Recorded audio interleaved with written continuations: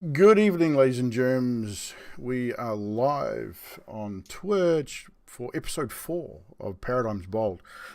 Um, we are one player short. He hasn't turned up. I'm not sure if he will turn up, but hopefully Aslan does make an appearance. He is in the UK. He did say he would make it, but he may have slept in. Who knows? It's like it's 7:30 in the morning for him. So you'll have to find him first. I've done it. But anywho, so without further ado, we're gonna make a start and get back into this game. So we'll just do a quick recap on the last show. Just run the slideshow here so I can get to my notes. So where we left off, the team had received their second trial from the head of the guild, and headed out from Valon proper, where Aslan remained behind to attend to some personal matters. Young half-elf joined the group at Riffin's behest by the name of Gillian, who joins the team for their second trial, as his team had been slaughtered in their first trial and he was the only survivor. So we have him joining the team on the rest of their journeys. The group headed towards the base of Howling Mountains, where they camped for the evening. The group camp was stalked by a large animal Gillian discovered, which was a large silvery grey cat had approached the campsite and then fled. In an otherwise uneventful evening, Alessandra searched Gillian's pack, almost getting caught in the process.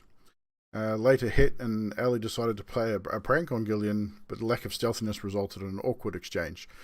And these guys know what that was. Yes, and anyone that was here last week would remember that. It was rather amusing. They then proceeded.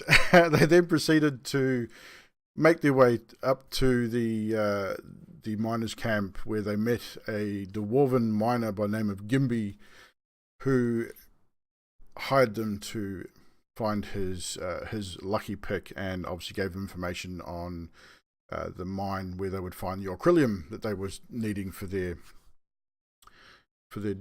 quest. Upon entering the main cavern, you were I'm ahead of myself. Here we go. You made your way down the mine shaft, tripping a couple of traps along the way. Thank you, Alessandrus. Again, I know nothing. Upon entering the main cavern, you were attacked by a couple of orcs and a large black bear. Gillian froze up for the first moments of the battle, but then seemed to come right, and it was a fierce battle backwards and forwards. A lot of damage was taken on both sides before eventually the group prevailed and the orcs and the bear were all slain. But as the team were finishing up with the orcs and the bear, 3 goblins had rushed in from the other end of the cavern to aid their orcish masters. And this is where we'll pick up for this week. I'm going to have to get you guys to re-roll initiative, unfortunately. I forgot to write it down. Bloody DMs, But I'm sure it was all of us first, and then the monsters last. Probably. That sounds about right. But we'll switch over to the battle map. So you guys, it kind of works because it's a different engagement. So I mean, kinda. Well, it's going to work that way anyway. So as you can see, the group is there at the very start of the cavern. Oh, natural 20 to start the night. We'll just get our initiative. We'll get our initiative order. So give me a second. Right. So Het, what was your initiative?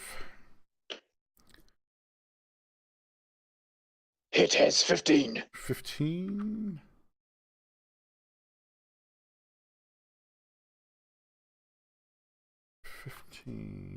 Right. Aslan is not there, so we will remove him for now.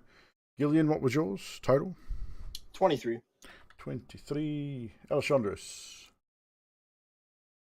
bloody hell. Yay, 18 plus 2, which is 20. bad. Dirty 20. And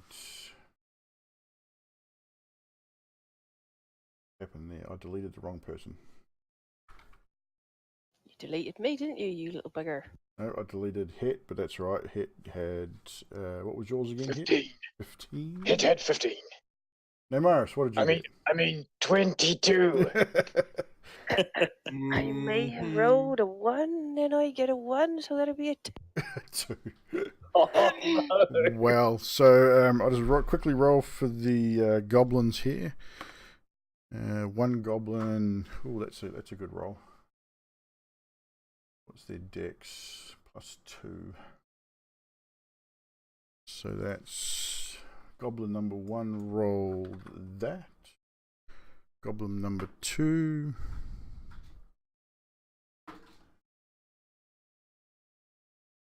There, and goblin number 3 is not very good.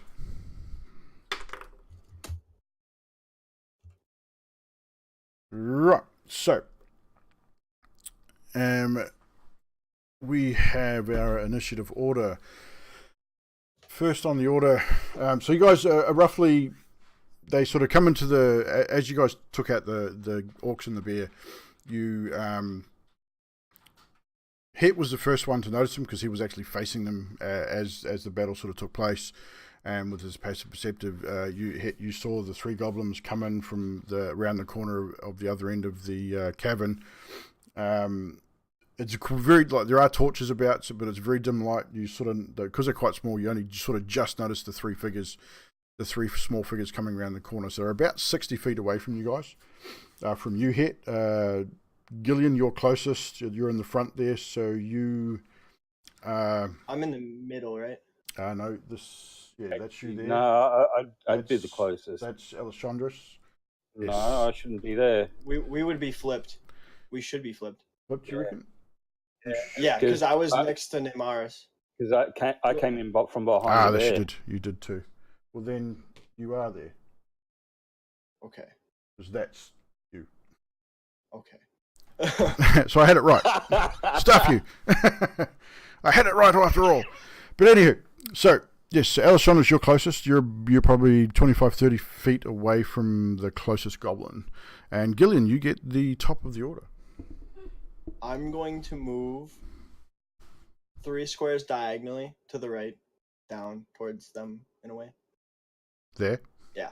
Yep. And then I'm going to shoot the furthest one with my bow. So the furthest one, so that would be this one here or this one? The one on the right. That one? Yep. Sweet. Roll for your attack.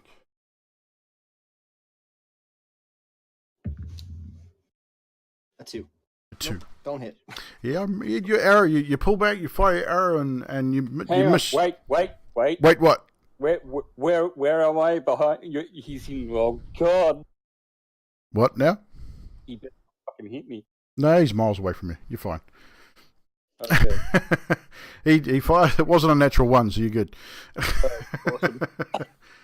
Gillian, you draw back your bow, you fire, and you misjudge the height of these creatures in that dim light. You're not.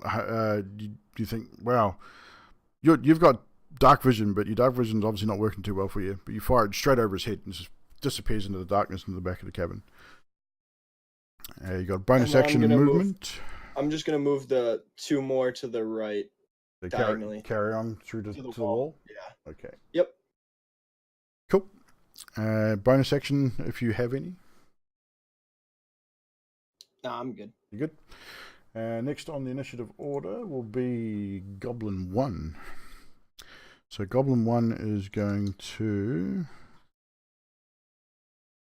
since you fire, you were the first one to fire, Gillian, Goblin 1 is going to come charging at you. And what's the movement? Just remember, Het had cast Bliss on all characters. How long does Bliss last? Because we were, was it a minute? I believe, 1 minute. Yeah, it would have. So that would be 10 rounds. Yeah, you guys would have been. Oh no, it'd probably still be up actually. I'd say for the start of this. We had about 6 rounds of combat. Yeah. We'll keep it up. And that was on all 3, yeah. A D4 on all 3 characters, yes. And that's to hits and on ability checks, I believe. That is correct. Roger that. So, So we're making a D4 added to attack rolls or saving throws. Yeah. Cool. I don't think the 4 was going to help us too somehow. No, it would have been yeah. No, but I just remembered that. Yeah, I so just remember too. it would've So, made no difference. so the first goblin's going to come and attack you, and Mr. Goblin is going to attack you with a scimitar. Big Rolls, weapon for a little man. yeah, it is a big weapon for a little man. Rolls a 10. I don't think that hits you. I think Nope. that misses. And it's only a single Miss. attack. And nope, that's it for that goblin. That's all he can do. Alessandros, you are next. I should be able to make it up behind that or beside that thing. Yeah, easily enough. Yeah, I should get a sneak attack, shouldn't I? You will. You'll also get advantage on the attack. So roll 2 d20s. Take the highest. Don't forget you got a d4 as well if you need it.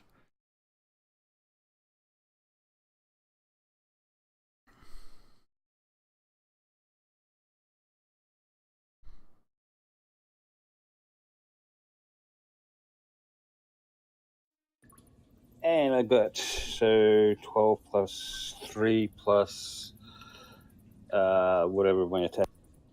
Yeah, you'll hit. They don't have a very high AC.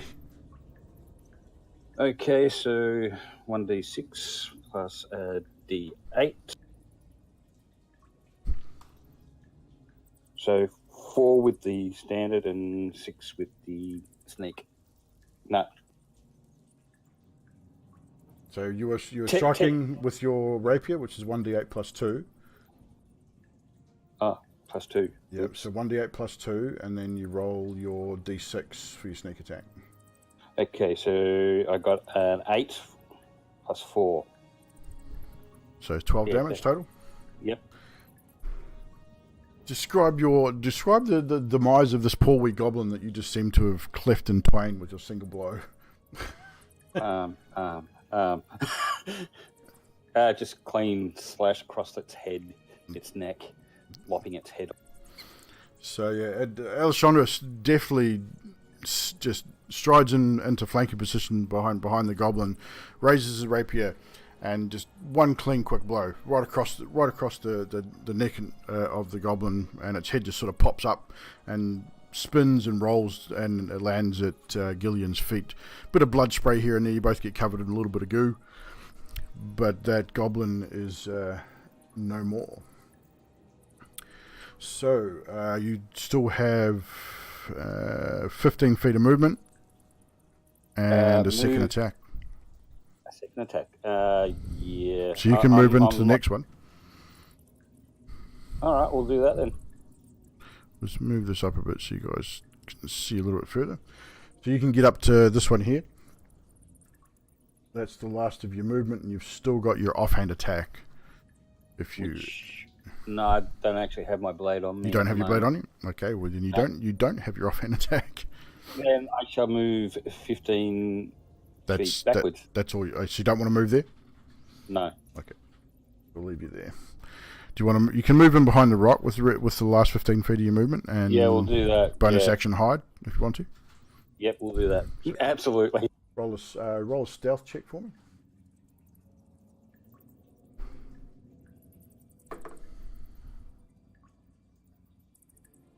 Plus 6 gives me 16. No, 18. 18. As far as I know, you are hidden. Next on the initiative order is Hit. It is you, sir. Excellent. Hit will stride forward 15 feet near the nearest companion. I believe his name Aris. Yeah, that'll put you pretty much there. He will also look around the floor as he strides. Other side of Namaris, please. Done. Looking around the floor, is there any small pebbles, stones? Roll. Actually, with your passive perception, yeah. I mean, it's a cave floor, so there's plenty of small stones lying So around. as I move forward, I pick up one stone, and for my action, I cast light on the stone, and I I don't want to get my loot back out. So instead of singing like normal, I just saying the words like a shot in the dark. And as my Nice. bonus action, I would like to throw the stone, if I may, Yes. in the general direction of the goblins to see if I can light the area up for my team a little better. Okay, so roll a strength check. Not dex for throwing? Well, no, strength to see how far you can throw it. Excellent. Okay. That is not good. That will be a total of 3. So you throw it 15 feet in front of you, so a foot, 5 feet for every point of strength. So, what area does your light up normally? So 20 foot. 20-foot area bright Okay. light. So it'll be dim light around, I suppose. What can we use to mark this? So let's use that ring there. So that's where your stone landed. So it sort of you just went to hover. It's 20-foot radius. Sorry. Yeah. So it'll light up pretty much that entire area. It'll give you bright light within 20 feet, which is pretty much that. whole It area. says dim light within 20 feet. That's all we Dim get. light. Okay. It's probably not going to help you much compared to what's already there. The torch is already there. You already have dim light throughout the entire cavern. Excellent. I was trying to aid the team as it is quite dark for us. With no For those that don't have dark vision. vision, it is very dim. So you guys could probably only see out to 30 feet max anyway, with sort of shadows and things. Any further than that, you'd be struggling. Realizing that I've thrown it short, I stand and I realize I can do nothing else for this time. I say, "Here's some light, guys." Oh, never mind. Yeah. So the people you would go to throw it, and it sort of you misjudge, and it sort of slips out of your hand as you throw it, and it goes straight up, and then just sort of lobs nice high arc, and then sort of tuk across the ground, and it throws out some dim light in that area, but you really can't see anything much more than what you had before. So that's The worst part was the dice was sat on the 18 for about a second and then rolled to the 2. next that's me in next. in line is the goblin number 2, who is going to move forward again. Gillian's the closest enemy, so they're going to move forward he's going to move forward to you.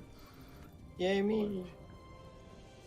He moves into combat with you there, and he is going to also strike at you with his scimitar, which will be a 13 to hit. Does that hit you, sir? What's your AC?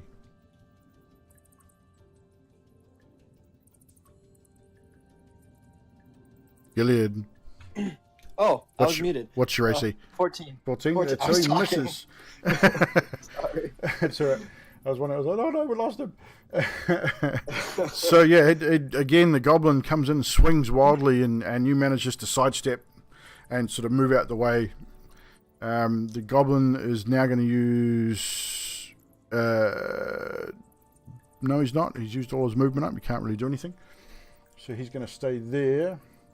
Goblin 3 gets to the next turn of action. So seeing that goblin's moving in to attack you, and the goblin's seen Neymaris and hit, so he's just going to charge forward and attempt to go after you guys. 30 feet to there, and he's going to take a shot at the one that threw the little bright pebble with his crossbow. We got short bow. Sorry, short bow with a that's better, an 18 to hit. Ouch. 18 hits. And what's the damage here? It's not a huge. It's not great damage. Should be fine. So five piercing damage. 5 piercing. So yeah, the little goblin, he runs forward and he says something that you don't understand. Unless anyone speak goblin at all. Oh, you do? No, You not do? yet. Oh, you do? No, Maris, everyone else just sort of hears a bit of a high-pitched squeak grunt, and Neymaris, you hear him say, "You killed the master! We must kill you!" And fires his short bow and strikes hit just in the upper shoulder. Hit grabs the arrow in his shoulder and says, "Ow!" Name Morris. You are last in the initiative order. Right, I am going to go right up to this little fella right in front of it. And just to let you know, you would have been still raging from previous combat, so make sure you add your rage bonus and everything else as well. Yep. So 20 feet will get you there. Right, and I'm going to look at him and say, "You just hit my friend, you bastard." So What? I'm going to hit him with both Please my say that in hands. Goblin. I did. So Bastard. what are you attacking him with? Your greatsword or My hand axes. 2 of them. you don't get two-handed combat. You only get a single. No, I don't. I got 2-handed. Have you got two weapon fighting? Cool. Where you go. Make your attacks. Because that'll be your action and your bonus action. Right, okay. I am going to throw. My right arm, I get a 15, and my left arm, I get a 20. They both hit. Roll for damage. So you're not throwing them, you're just attacking. Just attacking. Yeah, because you can't throw them because you're in melee. So Exactly.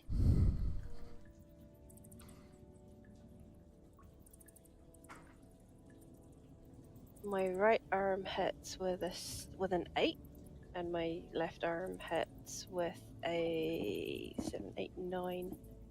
No, that's not right. 8, 9, 10, and and what? That was your left and your right. Just describe the poor wee creature's demise at the hands of your hand axes. I bring them both down at the same time, and I go swoosh. One takes him out from the legs, and the other one whips his head off. So yeah, you guys sort of look on as Namaris charges forward, eyes glowing reddish yellow and pure rage, just rushes forward at this little goblin who's just shot an arrow at her friend, and with a cross arm slash, one across the throat, the other across the waist, just below the waistline, and just you see bits of goblin just everywhere, just completely obliterated. A big puff of blood and gore, and this poor little goblin is scattered all over the floor. You still have 10 feet of movement, and that's pretty much it. And so it's up to you what you want to do. Is that all the enemy did? We've still got one left alive, currently in combat with Gillian. Oh, I see him over there. Never mind. And I believe it's Gillian's turn. Now we're back to the top of the initiative order. Just before Gillian, you go. Just give me 1 second. Yep. Right, just as you're getting ready to engage in combat, Gillian, you hear. Actually, everyone roll a perception check for me.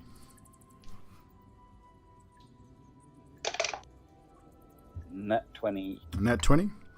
6. It gets 14.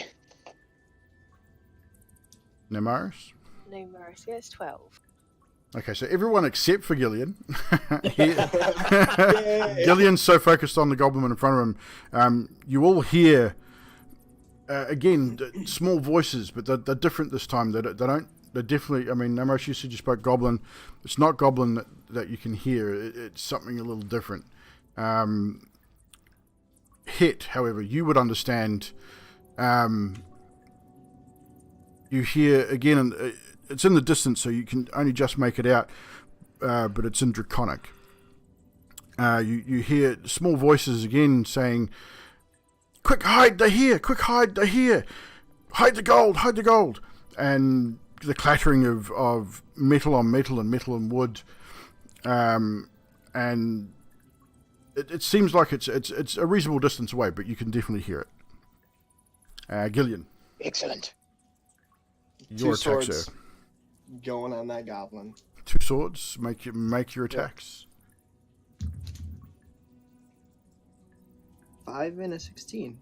16 hits, so 5 misses. So your first attack swings again right over the top of the goblin's head. You're just misjudging the height of this thing. But your second one, you line it up and you make the slash. What's your damage? Do I get my +3 on this, correct? If it was your offhand, then no. Okay, so I hit him for 1 damage. 1 damage. The goblin, Yeah. he, as you swing with your offhand, you hit him. You hit him, but he manages to get his weapon up, and it sort of slides down and it sort of clips him across the forearm, and takes a bit of damage on his forearm, but nothing too major. Poor goblin only takes 1 damage. Wow. Suffer. It sort of goes, "Ah!" And Namaris, you hear him goes, "Ah! Bloody tall ones! I'm going to cut you off at the ankles." And now it's Goblin 2's turn, which he is going to. Goblin 1 is dead. So racist. Just number him. Don't even give him a name. Yep, don't even give him a name. Goblin 2. Hang on. Goblin. Oh yeah, he's Goblin 2. Isn't Yes, he is Goblin 2. 2. Hang on. Aren't you what? Aren't I next? No, Goblin was before. Oh no, you are. Sorry. Yes, sorry. I jumped ahead of myself. I was looking at the goblins in the wrong order. No, you're right. You're next. So, Gillian, you do have a bonus action. No, I no, used don't. it for my You swing. don't. You used it for your offhand, didn't you? Yep. You have got movement. If you wanted to move out of combat, you would get a attack of opportunity. However, I'm good. you good? They can't hit me. Right. So, Alessandros. I'm moving up beside or behind. I don't care which. Probably behind. Make it more Behind, dramatic. yeah. So you do get the advantage on a sneak attack because this particular goblin has not noticed you at all. You were hidden. So you do get your sneak attack and advantage on your initial roll. If you don't kill this goblin, I'll be surprised. He's obliterated. How's that sound? I got a nat 20. Nat 20. Yeah, dude. Like you just run up behind him and you just shank him like completely, rapier through the back. It comes out his front. You lift him up, and then you give it one quick sort of swipe through and just completely separate his body and disembowel him. All over Gillian. You spray him with blood. Yeah, and even Gillian was surprised because even Gillian's passive, he had no idea you were there. Morris covers me in blood. You're covered. Whatever. So, And I politely bow to Gillian. so like I say, everyone except for Gillian heard the commotion further down the cavern. For all intents and purposes, we'll call this initiative order over because you're no longer in combat with anything directly. So if you basically, it's up to you what you want to do from here on out. Not my spare blade. Head calls out to the team. Let's regroup, team. I heard some voices. I guess you heard them too, but I understood them, I believe. Draconic could be some of my kin. I'm expecting with the pitch of the voices, probably not, but it should be a little wary. Well done. Wait, you guys heard something? I'm I just think you were gonna busy. quietly take a healing potion while I'm standing here. Okay, take your healing potion. Awesome. There. Yes, Head wishes he could do more, but at this point in time, he does not want to be overexpending himself in case we hit more of these creatures. How do we all look? I'm going to look around the team and see who is looking the worst for where. Okay, so who's taking the most damage? Hit is I'm asking. taking 4. Oh, I'm right. I've just taken a healing potion and I'm back up to 22. So There's no one below 10 hit points then. Gillian, Yeah, Gillian. I mean, that's terrible. No one was I'm at Juice. 7 out of 11, so Yeah. I'm only missing 4. Yeah, so Okay. Gillian's the only one that's really maybe Alessandros as well. so what about Hit Yeah. himself? He's taken some. No, Head is happy. Head is happy. It's fine. Yep, no, you're all good. So looking at this, Namaris, you've just healed yourself, yeah? I have. Have you added your hit points back? I have. Just got to refresh your So page. Head sees that no one needs any immediate aid and is happy. He walks forward to join up with the rest of the team and says, maybe, I don't know what you guys' plans are here. Maybe we should make a strategic plan of attack by hiding maybe behind this large cluster of rocks and Alessandros, I guess this would be your area of expertise. Maybe sneaking forward and maybe scouting the area, see what we think. How does the team feel about this? I mean, me and Alessandros could go up there. I mean, I'd prefer to go with. But I do call dibs on that bear pelt. That's all I have to say about that. Could I get a lay of the land? So you want to scout forward? Yeah. Okay, so I'll go. those that are going to scout forward, roll a stealth check for me. Hit also picks up the rock of light that lasts an hour and puts it in his pocket. Roger that. 23 for stealth. 23 for stealth for you. And Alessandros? 18. 18. Okie dokie. That's good to know. So, which direction are you going to move? I'll just move the map up a little bit so you can see a little bit more. Can I just ask a question? I'd say Sure. Should I be in a little bit of exhaustion after raging for that long? No. Okay. You only get exhaustion if you've been reckless. If you were recklessly raged. I'd say I'm gonna go down and around the bottom of that rock. And Okay, kind of sit so- by the bottom and like peering around. So that big rock. Yeah, that's a big rock. Yep. Yeah. So you both move around Well, roughly that position, or do you want to go a Bless different will way? also be gone now too. Remove the bless.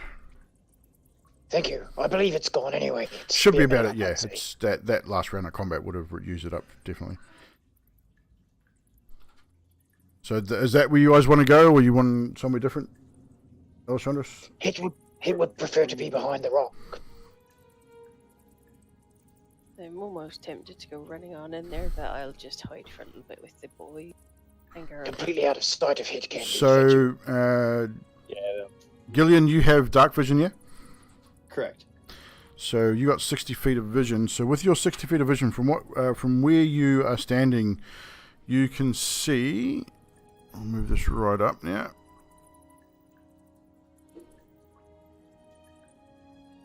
You should be able to see. Go to about there. You can see off in the distance. It's dim, like really dim light, but you can see out that phase. A few barrels. There's a bit of a crate. Looks like a table, and there's a chest there. You got these things here. Basically rock formations that go to the ceiling, so they go right to the ceiling, and there's a couple of stalagmites off to your right hand side there. You also notice a couple of kobolds. I mean, you've come across these individuals in the past in your travels. They're just sort of hanging around. They're alert. They've heard what's going on. They haven't seen you as yet, but you notice them first, and obviously want to relay that to Alessandros. You can. Yeah, I'm gonna whisper that to Alessandros very quietly, and then I'm going to turn around and hold up 3 fingers to the other 2. I can't count that well, my darling. He's waving at us! Approval, understanding, and quietly whispers this message to Nemaris so she understands. 3 enemy. It could be Goodly. I'm not sure, mate. It's just music I found on the internet, dude. With the information that I received from Gillian, I'm going to go around the other side of. I'm going to go down the other side of the rock. Yep. And move over. And how far do you want to go? Right over the other side of the cavern, or Yeah.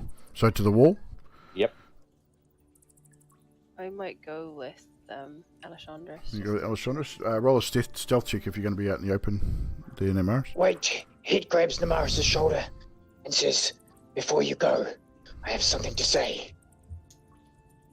1 shot at glory. and he gives her bardic inspiration. I've already got Bardic and Inspiration. It would have run out. Would have run out. Yeah. Okay. So you've just remember you've got it, and that you're It's the able to same use as it. the bliss, basically. Oh, okay. Right, so what am I doing for Roll a stealth? stealth check. Just roll a stealth check to see, because you're basically moving out into the open, so you'll need to. So that would be an 18, 19, 18? 20, 21. 21. Okay. All right, No problem. here we go. Here we go. Neymaris, that gives you 1d6 instead of a 1d4, though. Alright, hang on. So you don't have dark vision, do you, Alessandros? Negative. So you could, in this light, you could probably see 30 feet at most. But you do notice another kobold. Again, I rolled a. again, the kobold hasn't seen you. Oh, cool. No, they rolled shitty perception. So. And then I'm gonna turn around to Het and just give him a little. I'm gonna shoot a bow motion, Yep. and then I'm going to engage with the middle kobold. Or does that top one have a bow? Would I notice that? Yes, you would. The one. So the one at the pillar has a bow. yeah. The middle of the three closest. That one there has a bow. Okay, I'm gonna shoot at him. Yeah. Okay. Before you do, we'll keep the. I'll roll initiative for these guys to add them into the initiative order. But you guys will get first full round of initiative because they haven't noticed you. They haven't noticed any of you yet because of my shitty perception rolls.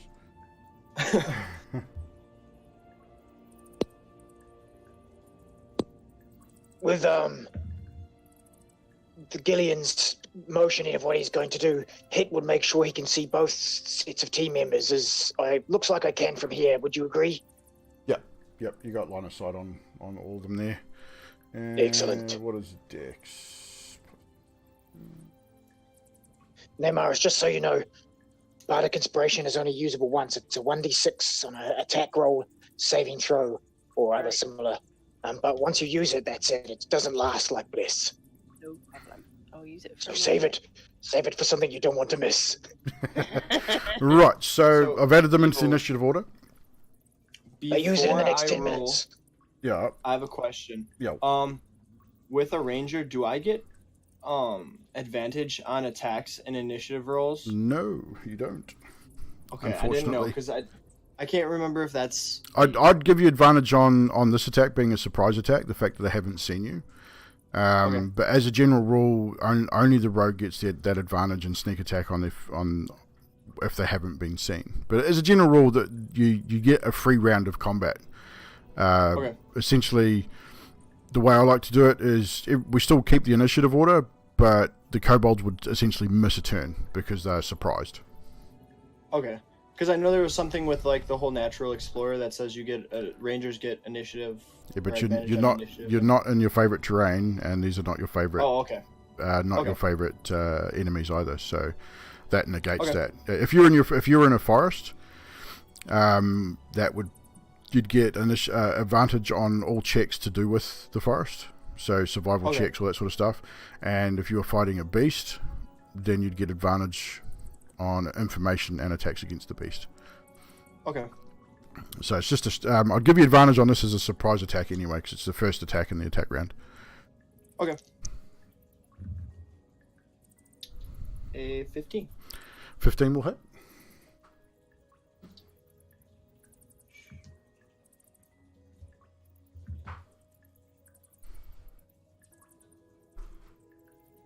So roll for your damage.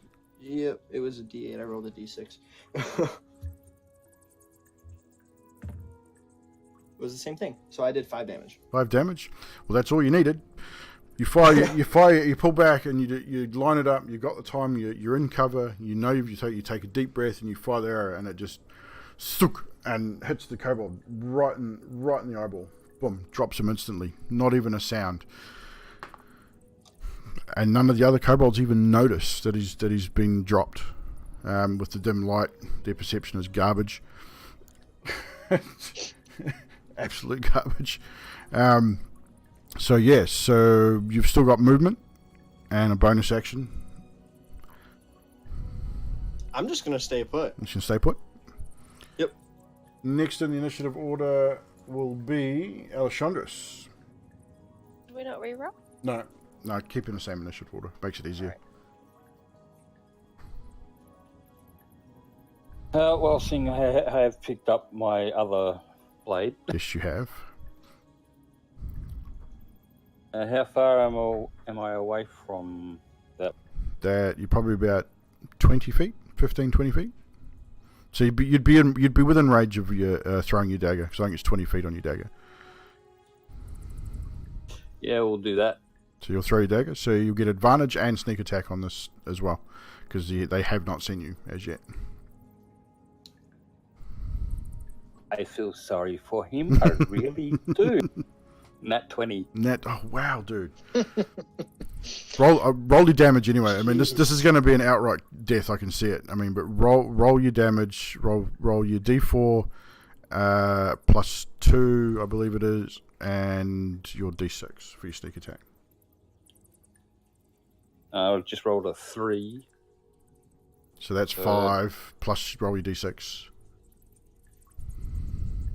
3. So 8 damage. Again, just deftly and silently, you grab your dagger, you line it up, and you give it a good. You just whip it out, you throw it, and it just straight into the throat, drops him instantly. Almost. He sort of rocks back, hits the stalagmite, and then drops to his death. And he was out of line of sight of the other two, so they don't even notice that 2 of their companions have just been instantly taken out in the darkness. And with that, I move up, just around the corner of the. It's around this way. Give it a sec. I'm waiting. Yeah, for the thing to come up. Yeah, about there. About there. Yeah. You've got 30 feet of movement, so a full 30 feet would get you to about here. If you wanted to go there, which will we'll do that. Get you closer and still. I mean, you've got line of sight on this one. He still hasn't noticed you. Man, that roll. So you now have a bonus action left. I'll hide. Bonus action hide. Just re-roll stealth check for me. Ooh, this is going to be bad. So, yeah, I got 13. You're good. As far as you know, you're hidden. You're all good, bro. Next on the initiative order will be Hit. Hit's evaluating the situation. He's going to creep up behind Gillian. And what's my vision like in this area? Is there some torches lighting up the enemy there? Yes, there's a torch about here, and a torch further round towards the back here as well. So it's dim light, but you can definitely see them.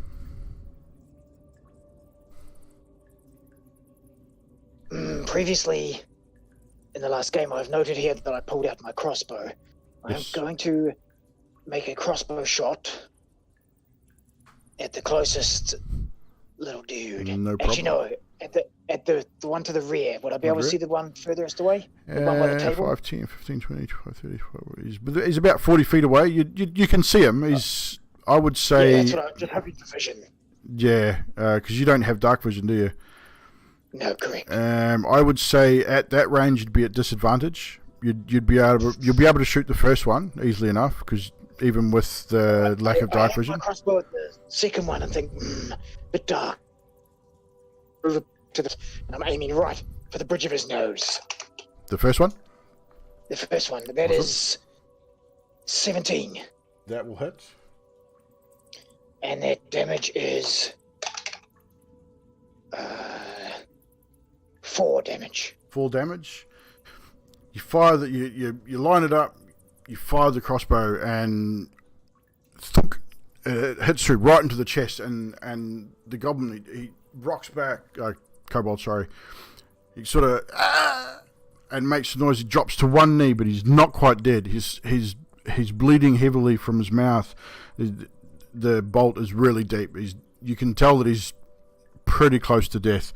He's not looking good, but his friend there is now aware that someone's there, and he's sort of looking around going, "Who's there? Who's there?" As you could understand, being draconic. And he sort of cries out, and then notices the dude at the pillar's gone, and he's sort of freaking out, and he's not looking good at all. As a bonus action, I call out in Draconic, stand down or die. Roll an intimidation check for me. Oh, it's good. 19. 19. Gotta fall down dead anyway. He sort of he moves forward a couple of paces, and sort of looks, and he can see your figure. He can see the large draconic figure you are, and he is visibly frightened of you. And he just sort of stands there and drops his weapon, just throws his weapon on the ground, and please don't kill me, please.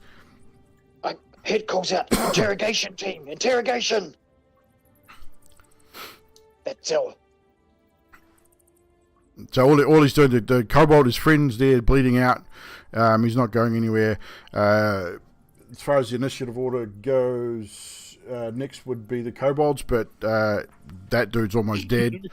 This dude's frightened. He's not going anywhere. He's thrown his weapon down. He's on his knees. He's got his hands up, pleading for you guys not to kill him. And so we will call this initiative order over, and we can go into interrogation mode if you wish. I walk back, pick up my blade. And do you pick up your blade? Not will you retrieve it from the throat of the dead kobold? It will leave his crossbow bolt where it is. No problem. So we'll move you all up. I'm gonna like pin this guy down with my foot. So you're gonna pin him down with your foot. He's not going to resist. Put me back where I was. I'm going around the pillar. Oh, you want to go around this way? You want to come up behind him? And stay hidden, hopefully. Well, they don't even know you're there anyway. I just want to go over and put my foot on his throat and say talk. Gillian beat you to that. Oh, damn it. I mean, you could do it to the dude that's almost dead if you want. That would work for I me. guess Okay, so it says to the team, we need to ask him. Tell me what you want to ask him. I can talk their language, but we need to ask him about Orcalium and where we can get some, and I guess about this pickaxe this guy is looking for, right? I was thinking the same thing. so Nomaris kicks over the kobold that's almost dead. He's not looking good. He's got a crossbow bolt sticking out of his chest. He's got blood running out the side of his mouth. He's sitting there going with Nomaris's big hoof and boot across his throat. Gillian pretty much does the same thing. Knocks his poor kobold over and pins him down. Doesn't put too much pressure on his neck. Obviously, you want to be able to hear what he's got to say. And Hit, ask you questions. Hit. Sort of like Macho Man Randy Savage would do. Boosts his chest out, puts his arms sideways, does a bit of a circle, and then peers his big face down at the kobold and says in Draconic, "Where do we get the Orcalium? Answer me." I don't know what you're talking about. I was here with the Orcs, and they made us do work and collect gold and things and shiny stones. Where is shiny stone? And he sort of tries to point. He's trying to get his hand up, but sort of the way he's lying in the way that Gillian's got his foot on, he sort of half pie sort of points over towards sort of this area of the cavern. If we bring this down a little bit, you can if you probably won't be able to see that far out. So it's quite a few distance. He sort of says over that part of the cavern. Gillian, what do you think? Shall we tie him up? Do we have a rope? We make him lead us like a dog. I'm gonna tie him up like a slave. I don't know, something of that sort. I had a worse thing, but I'm gonna leave that. I could just always put him under my arm. just pick him up. Oh, I'd rather torture him. You sick bastards. And you don't want me to pick him up by the scruff of his neck and just hang on to it? Now, Morris, you can do that to the one you have under your foot if you like. Don't I have no do it to love for me. these creatures that speak my mother's tongue. Or my father's tongue, should I say. One of the tongues. Nonetheless, I say to the same little creature, and have you seen a nice-looking pickaxe around here somewhere? Possibly in the chest behind us. And Excellent. he's got tears streaming down his eye. Like he's really terrified of you. Like he's a slave. Here's yours. I mean, Everyone's leaking, guys. Wait, he's mine? yeah. I mean, these guys are slaves, so they've been enslaved by the orcs. You can tell that they're not wearing anything too spectacular. The weapons they had were pretty ramshackle, enough to defend themselves, but that would have been about it. I'm gonna tie him by his feet, not by his hands. Time by his feet. Yep, and I'm as he leads me to the Orcrillium, I'm just gonna pull him out like every once in a while. I'm just gonna pull his feet out from under him. Really? Okay. Yeah, fair enough. I'll let you do that. Head's going over to the chest, and then he stops and says, Alessandros, are you here somewhere? I don't trust this chest. Okay, I walk out from under the shadows and do a trap check. Roll investigation for me. And Add your proficiency as well. I'm gonna be heading towards the Orcrillium. Yeah. Because I have the pickaxe. So Dirty 20. Dirty 20? Yeah. There's no traps. It's a pretty standard chest. Orcs, kobolds, they're not overly smart. So there's nothing there that looks trapped to you. No mechanisms. I'm just gonna say to the guys, I think there's something wrong with my one. It's leaking and it's kind of giving up the ghost a little bit. It's like flopping around like a rat. And with that, you hear, and it goes limp in your arms. Do you want dinner there, Het? It actually looks quite edible. Maybe I shall pack it away for eating later. He's all yours, my dear. I mean, it's a kobold. It will fit into your guys' bag of holding. I think Alessandra's carrying that. It will fit in there. If you wanted to keep it for later. It might make the bag of holding wet. Well, you never know. And I've got some mushrooms to put with it later if you want. Yes, Morris. If we just leave it there for the moment, and I shall cut some good cuts off it shortly once we deal with what we have to here. I think it's a good idea. I've never had kobold. I should like to try it.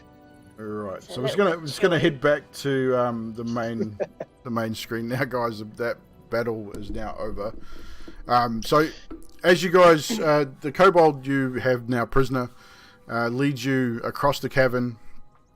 Alice, did you open the chest?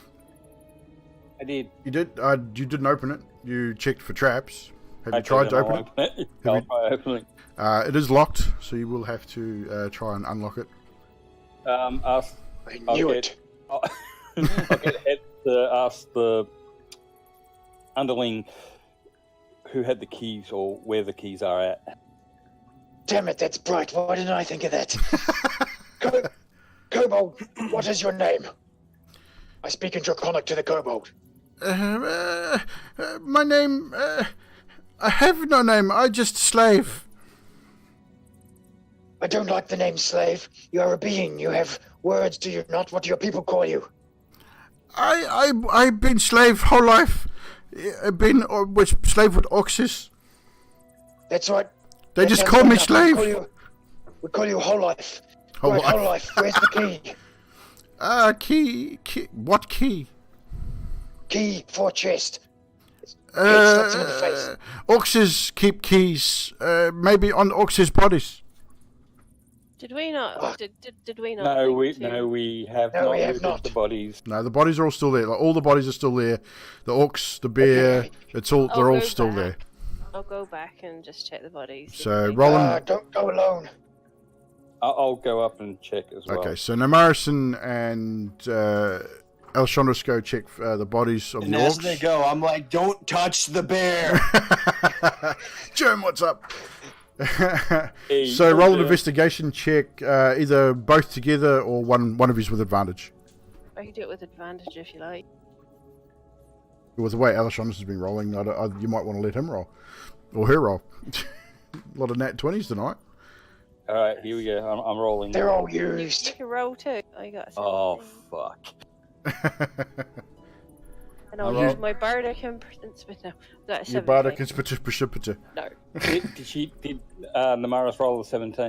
Yeah. Yes. She found whatever she wanted. You failed, in other words. So Namaros, you search the orcs' bodies, and you do indeed come across a small key on one of the bodies.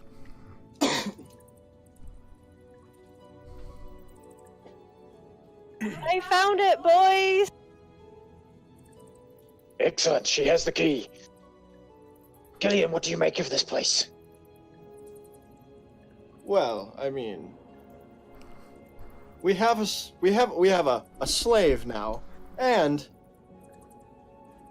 he can mine the orcrillium for us. I'm assuming if they have been mining this orcrillium or gold or whatever else is in here, their job shall be fairly easy as putting it in the sack. But you never know. I mean, I don't know how much they pay for cobalt, but we could always sell him for a price and have him as like a slave and make some more money. It's entirely He possible. smells terrible. We'll wash him up. Well, Alright, I so- asked Namaris for the key, and Right, go and so- open it. Well, hopefully she gives me the key, and then go open the chest. Do you give him the key? Namaris. I'll give him the key. Right, so she hands you the key? That sounded reluctant. A little bit, doesn't And it? I'll give him a look that says, I'll give her a look. I'm sorry, Alessandros, I've been giving you a penis this You're still number one, Goodly. Well then, I'll just give her the key and I'll say, right, you just be careful with that because I've seen how badly you've been fucking it up. I look at Namaris and wink, and walk to the chest.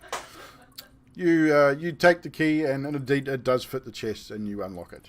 You open the chest, and you find... In the chest, you find 160 gold pieces. You do indeed find the very ornate, well-made silver pickaxe with the oaken handle, with the dwarven runes engraved across the head of the pickaxe. You also find 2 health potions, just I'm taking one. the standard health potions. You also find a diamond worth 100 gold. That's pretty small. I'm diamond, gonna take the pickaxe because I told him I would find it. I would get it for him myself. Like, I'm gonna do it. As for the gold and the diamond, I suggest to the group that we put it into the bag of holding. I think that is a good idea. We can divvy these things up later. It's unimportant at this time.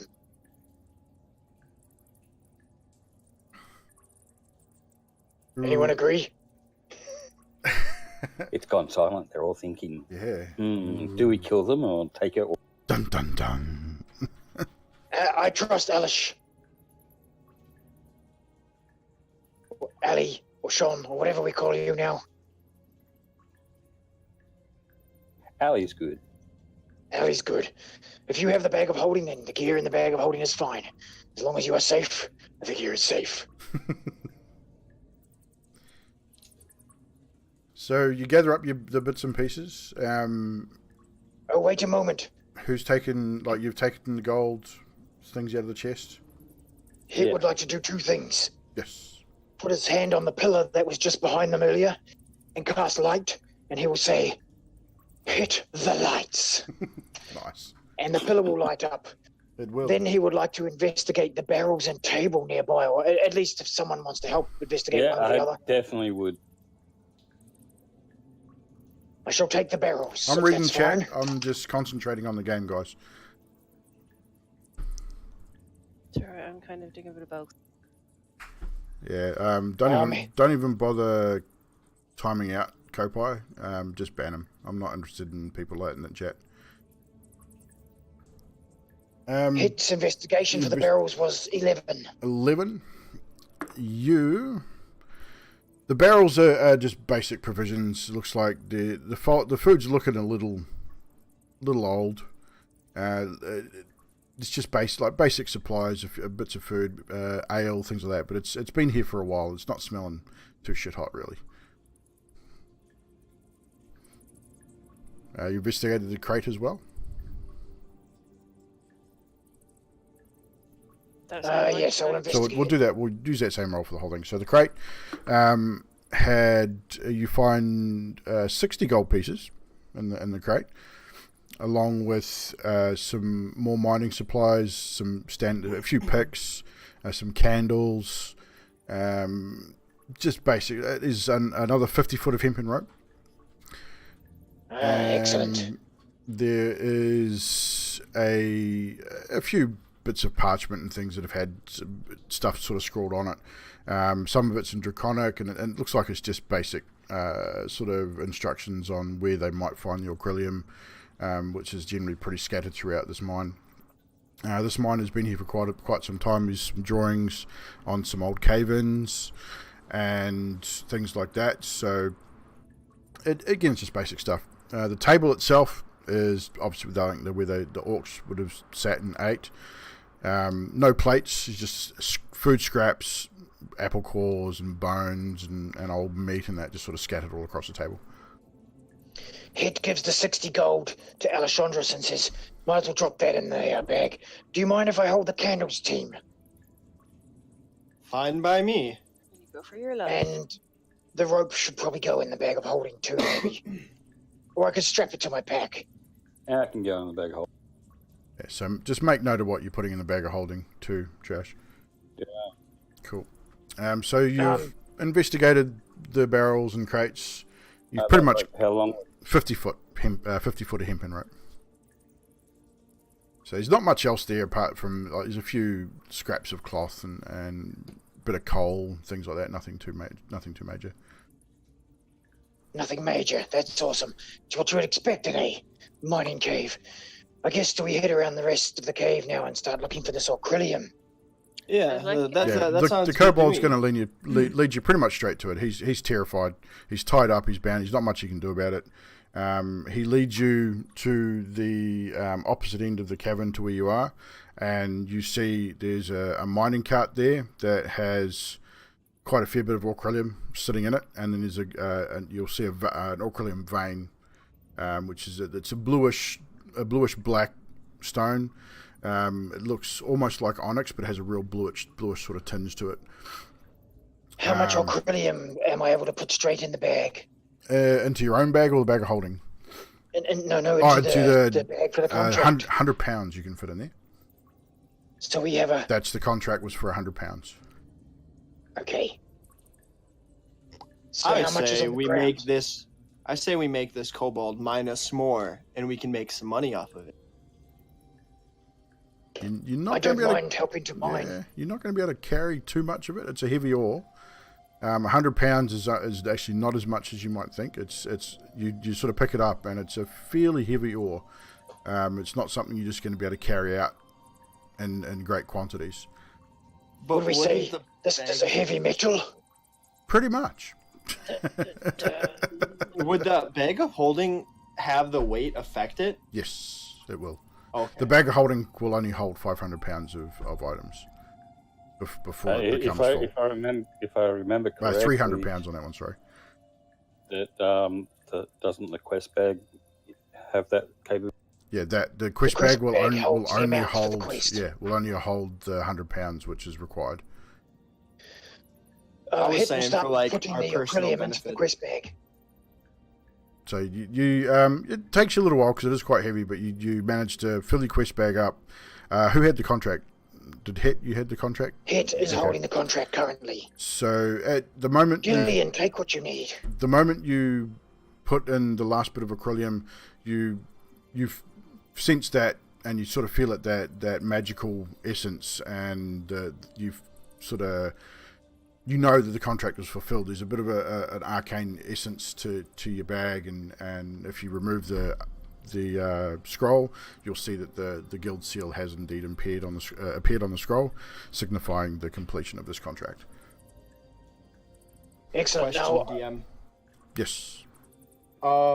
Would I be able to mine enough orcrillium to possibly have enough to make a weapon at some point with the blacksmith?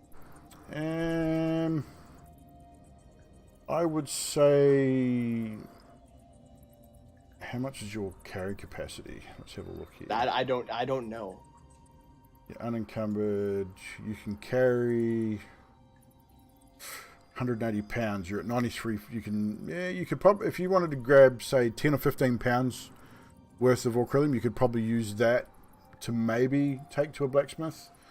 Okay. The thing is with, roll a history check for me, just quickly. Actually, no, make an intelligence That's check. just straight. Just a D20 plus your intelligence modifier. Okay. That's nothing. So I rolled a 6. Yeah, so you're not 100% sure Ooh, whether... look, shiny rock. Yeah, you're not 100% sure whether anyone that you know of or that you heard of will even be able to work with this material. It is a specialized ore. It's not common in Paradym. It's not that you've not heard of any weapons made from this ore. But you can still take some and maybe visit a blacksmith and see what they can do for you. But it's definitely not something that is common at all within the area.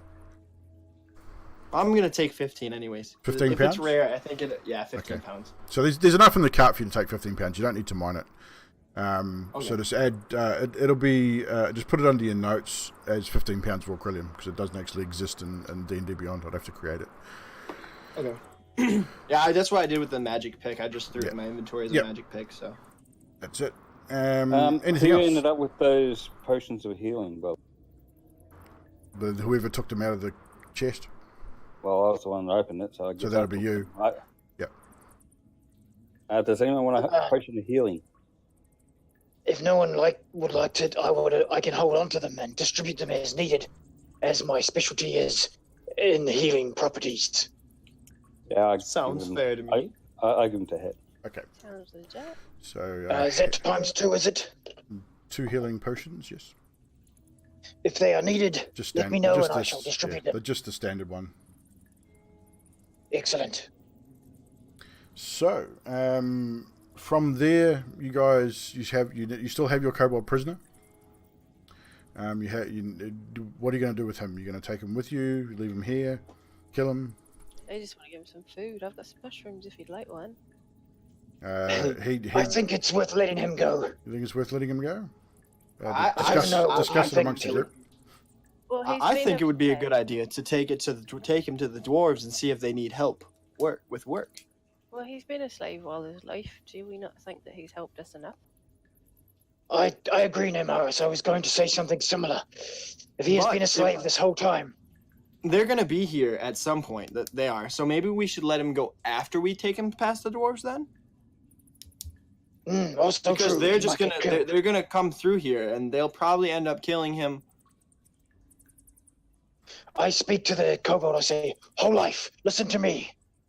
We're going to take you from here, and we're going to lead you out and let you go. How say you?" Please, I like to let go. Yes, please. The only thing is, you must leave the people alone and don't cause any trouble with these mines. Go off and do your own thing. Live like a hermit for all I care. Start a stall. I Sell only your own here because goods. oxes bring me. I would not be here otherwise. What are you good at? Mining? Right, go and make a new mine somewhere and sell things. Be an honest trader for a change. Don't be an ass. But we will let you go if you agree to this. I agree. Thank you, Excellent. Big Teeth Dragon. But you Thank must stay on rope until we get out of here. Okay. And he sheepishly agrees. He's pretty despondent. He's been a slave his whole life. He knows he's beat. He's no way he's going to be able to beat you guys open combat. He probably would try and escape if you didn't have him on a rope. He'd just leave anyway. Like you can tell he's terrified. He just wants to leave. Well, I could always pick him up and chuck him over my I'm shoulder. gonna untie him. I'm gonna pick him up and chuck him over my shoulder. Shoulder ride for a baby. And he's a little bit hesitant to begin with as this barbarian lady just reaches down and picks him up. But once he's up there, he seems quite happy. He's not like happy joy, but he's definitely a lot more sort of happier than what he was in Happy baby. in bounds and being set upon by large folk. As the team leaves, Het waits till they're just ahead so the kobold can't see him, and then Het attempts to take a few cuttings of meat, enough for a day's rations. Roll a survival check for me. Yeah, it will be survival. 11. 11? Yeah, you managed to carve off a leg and some gluteus meat. Some nice fresh kobold meat for you to have a snack. Excellent, thank you. And as we get to this bear, I want to skin the bear for its hide. Okay, so same thing, survival check. Survival. With you, it'd be advantage because it's a beast. Okay. 19. 19? I'll have to roll again. Well, yeah, 19. 19. So you. It's actually a 22. 22. Either way, so the DC was 15. You were fine. Okay. So you take about 10 Meat minutes. from the bear. Yeah, you take about 10 minutes and pretty easily skin the bear. You take its. I take it you want its head and everything. Yeah, Yep, full hide. Full hide. So the whole hide, including the head's going to weigh about 50 or 60 pounds. It will fit in your pack, but you're getting close to being encumbered, so just be aware of that. Okay. So that you can take that, and yeah, there's plenty of meat on the bear. If you wanted to take another 10 or 15 minutes, 20 minutes to take some bear meat, which you could quite easily dry, salt, eat raw, whatever you want to do with. Just be aware that fresh meat will spoil if you do not dry it. Het will put it on a stick and start drawing it like he did with the snakes. And roger that. So Het, you get about 15 or 20 pounds worth of good bear meat ready to start drying on a stick. 15 or 20 pounds. Was that enough for, say, 2 days' rations? I'd say probably 3 or 4. Okie dokie. It's a fair amount of meat. I'll start drawing it. Roger that. You going to be carrying this bear hide, or It's in his backpack. It'll fit in his backpack, just. Like the hardest part is getting it in was just to try and get it in the right shape to get it into the backpack. It's probably a little bit of it sticking out the top. It's a bit bloody, and it's gonna smell after a day or two if you don't get it tanned. So, but you make your way back through the caverns of the mine. Obviously keeping an eye out for any more traps which you don't find along the way. You seem to have tripped the 2 makeshift traps that were here, set by the orcs. And you emerge at the mouth of the cave. It is now, because you got there sometime in the morning. You've been there for quite some time, so it's probably late afternoon. You've been there for a few hours. And you start making your way back down towards the mining camp, which will take you about an hour. So any kind of conversation along the way? Are we good to go? Het. Sorry, carry on, Damaris. After you. No, I talk too much. I was just gonna poke my little kobold in the leg and tell him just to shimmy over a little. You cut out. I said I was going to poke my little kobold in the leg and tell him to shimmy over a little. A little what? A little bit. You take your finger off the button too soon. Shimmy over where? He's around your neck, isn't he? He is, but he was starting to slip off. Ah, right. All right, then he just grabs two big handfuls of your hair and hangs on. He's a little bit worried he's going to fall off. So he sort of wraps his ankles around your neck. It's a little bit tight, but not uncomfortable. I shake my head and go, oh my god. And Hit nods to the team and says, Gillian, Amaris, and Ellie, I think we did a good job there. It was, well, we lost a little bit of health in the run. We took a bit of damage, but as a whole, I think we worked well as a team, and I was quite happy with the outcome. I'd agree with that. I look at Gillian, first time in battle. Maybe not battle, but we could talk another time about it. Difficult times, then, is it? Just my past. Things weren't always good for me. Well, at least you're not a kobold. Things aren't always good for them either. Hey, I resemble that. I just give him a mushroom. He looks at it and turns his nose up and says, "What's that? It's no meat." Fussy bugger.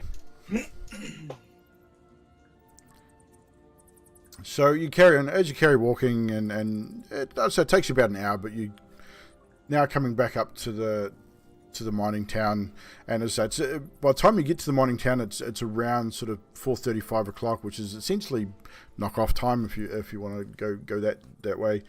So there's quite a few dwarves sort of roaming around the streets, and you start heading towards where you met Gimli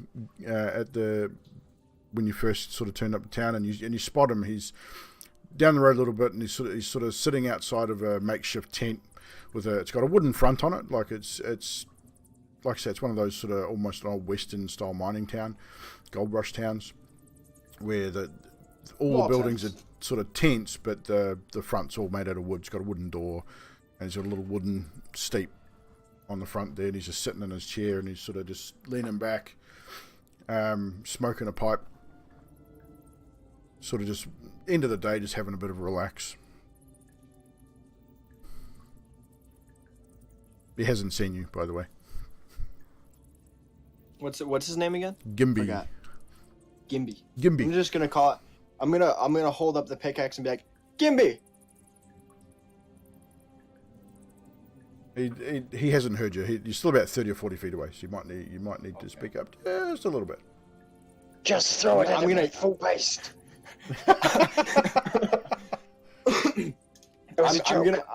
I'm gonna sneak up to the side of his tent where he can't see me, and I'm gonna throw it down into the ground. Roll a stealth check. A stealth? Roll a stealth check. This is gonna be fun. A 9. A 9. Oh. So you get what are you gonna do again? As far as you know, your stealth. I'm gonna pop around the corner and just throw the pick into the ground and be like, "So, here's your pick." So as you step around the corner and you go to throw the pick, Gimby, he fast as lightning. You didn't even think that he'd even seen you or even heard you. Stands and takes half step forward and just reaches out and grabs it. Hey laddie, you thought you could sneak up on me, didn't you? Not gonna happen. I see you found my lucky pick. I'm very grateful, very, very grateful. What did I promise you? I cannot remember. I believe it was 125 gold. 120. No, that wasn't it. You're trying to swindle me, aren't you, boy? It was 100 gold. I remember. I'm not that daft. And he grabs, rumbles through his sort of person and grabs out a pouch and he sort of tosses you a pouch with 100 with feels like 100 gold. I mean, if you want to count it, you can count it. You get the impression that if you counted it in front of him, he'd probably punch you. I'm just gonna grab it. He has that type of vibe. I'm just gonna shout to Alchandras, "Here!" I'm just gonna toss it to her. Team, I'm going to ask Gimby a question about staying the night. I don't know about you guys, but I could do with a bit of a rest and maybe a recoup. Sounds quite good to And me. and just as you say that, Gimby looks up and sees the kobold riding on Nomaris's head.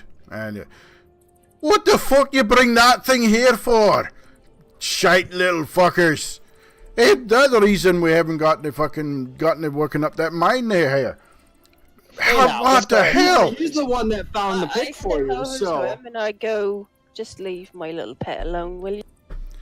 I still want to make babies with this one. I swear it. She's gorgeous. He goes, hey, just make sure you keep it on a leash. We can't have him running around running down the streets here. A lot of the people here will just fucking kill it. Gimby, never mind. We're getting rid of it anyway. Nonetheless, is there somewhere here we can stay and recoup? Say, overnight, or get a feed or something? And is there somewhere I could find some salt? Yes, good point, Gideon. Some salt. Some salt? Of course, you go to the general store or even the tavern. They'll have some salt for you. Sweet. Thank you for your time. If there's nothing else, we shall be off. I think that's it. If you got to be staying the night, the tall one, you can always bunk with me. I got plenty of room. And he gives you a big wink. You just look at him, shake my head. Oh, well, if you change your mind, you know what I am.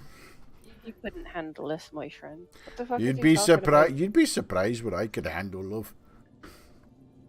I've handled bigger ones than you. Just look at my friend Alessandros. I'm like, what the hell is he talking about? And I'm giggling. Evil? Yo. Azalon said he's on his way. Yep. No, I Just saw so you that. know. Okay. I didn't know if you noticed. Yeah, so. no, I saw that. I heard the message come through. So you can stay the night, but you have to pitch your own tent. Like, there's no inn here. But Gimby pretty much tells you that on the outskirts of town there's a camping area where you can set up your own sort of campground to camp for the night. None of you have tents, do you? No. No. I don't think so. I don't think I do. So No, I I mean, just have a bedroll. yeah. So you can. I mean, it's still a reasonably nice day. Like, there's a few clouds in the sky. It's not cold. You're in the summer months. So I mean, you can camp outside without too many hassles anyway. So there is place to camp there, or it would take you another 2 or 3 or 4 hours to get back to the base camp where your horses are, where you camped the first night. Do you want to head to the horses then, team? I'd like to stop and get some salt first for this hide. Yes, you make a valid point. I too wish drying my meats. Maybe I should put a bit of salt with them.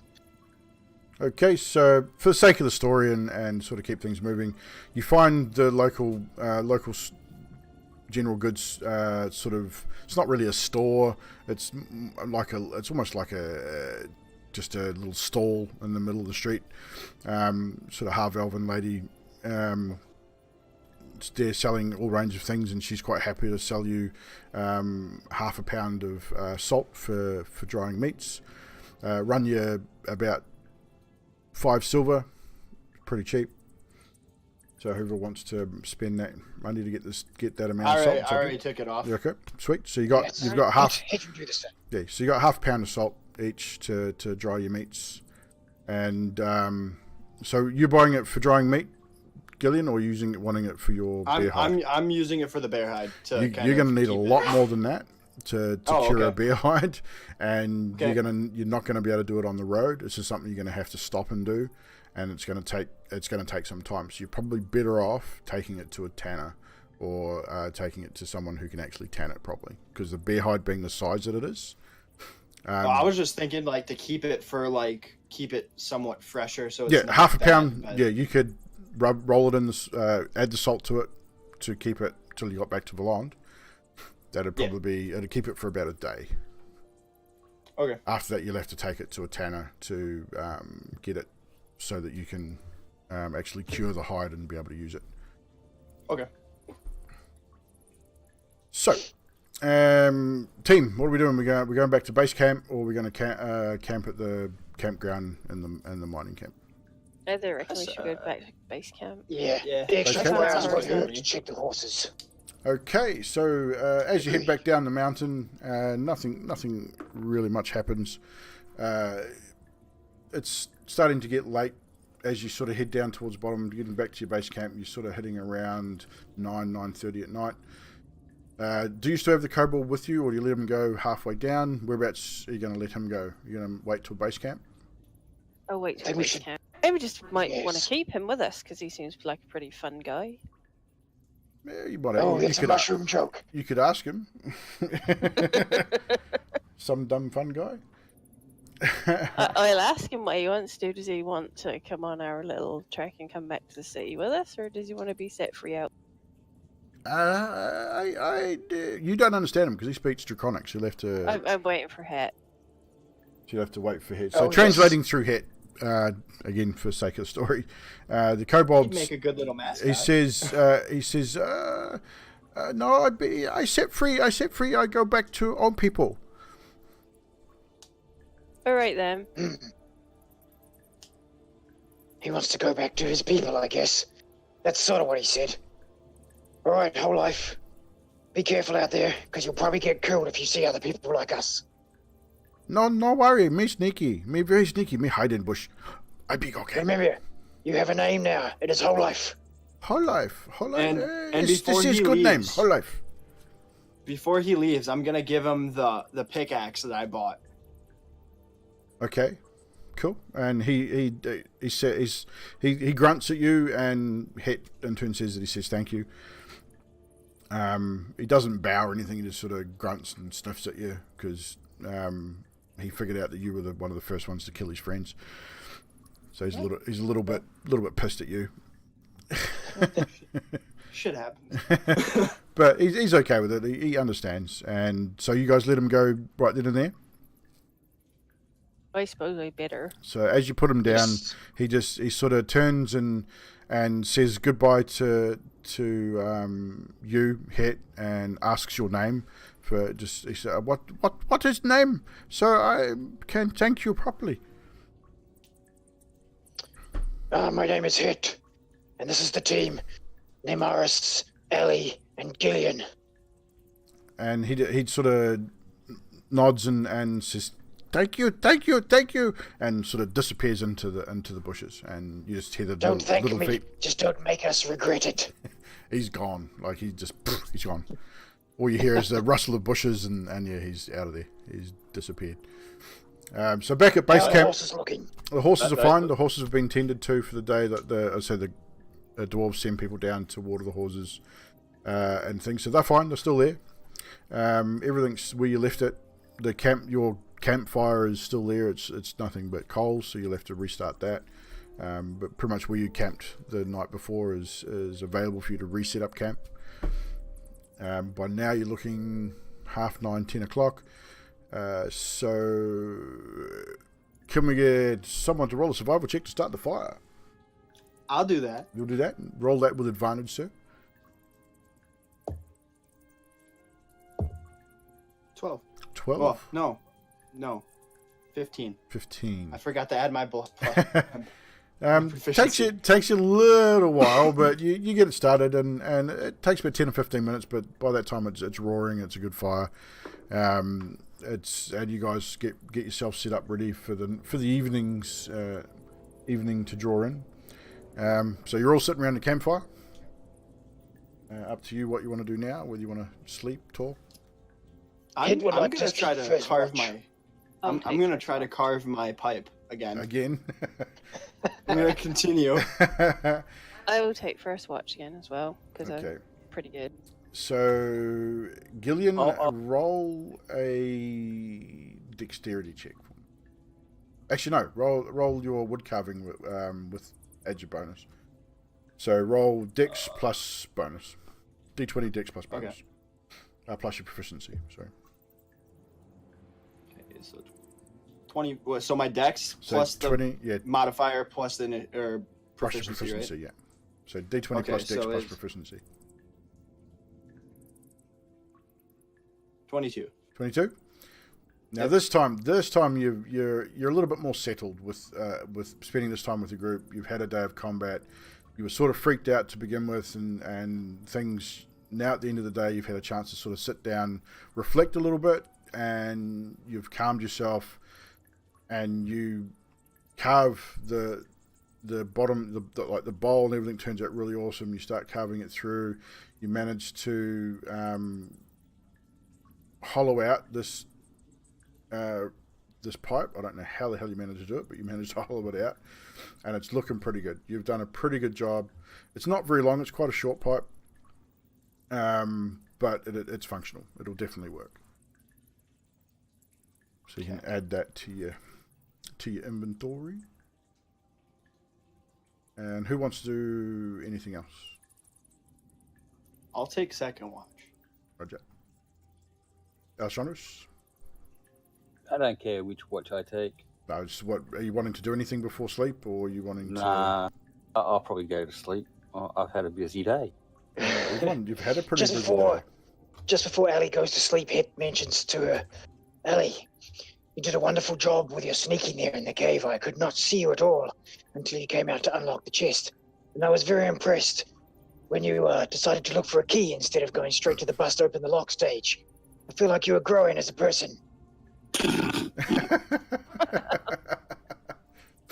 And as you guys are having this conversation, roll a perception check for me, just quickly.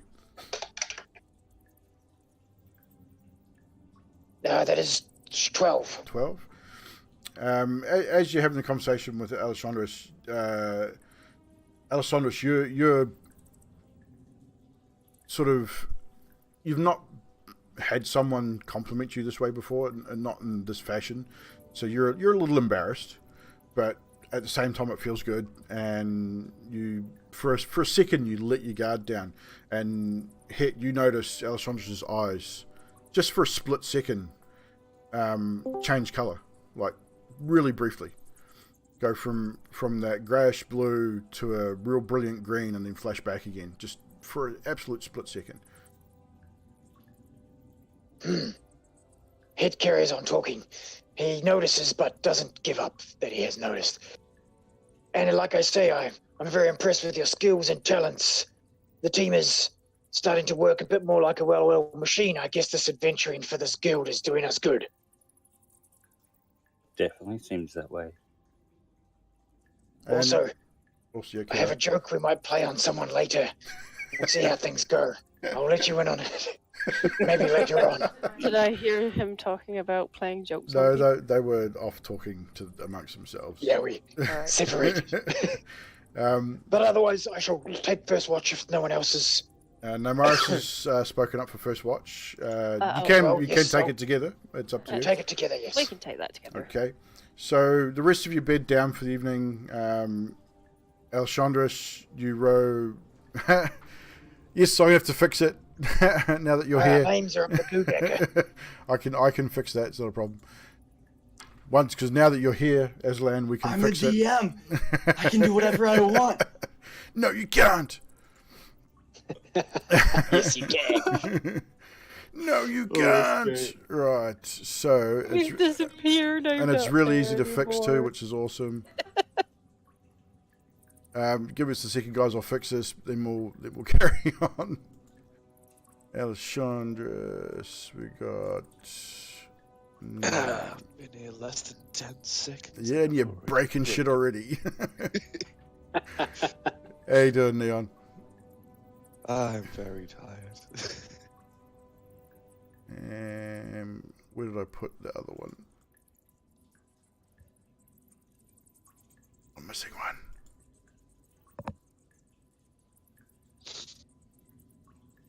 Oh no, I'm missing one. I'll have to create it. You've lost. One. well- Oh, there it is. Found it. There we go.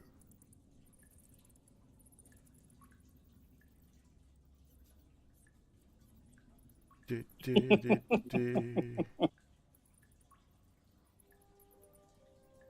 This is, I mean, now that everyone's in the Discord, this should work out every time someone comes in the Discord now. It should work out as long as no one's not here. Then I have to redo it.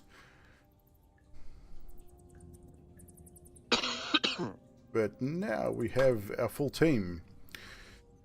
Right, so as you guys bedding down for night, going to sleep, Neymaris and Het, roll a perception check for me, please.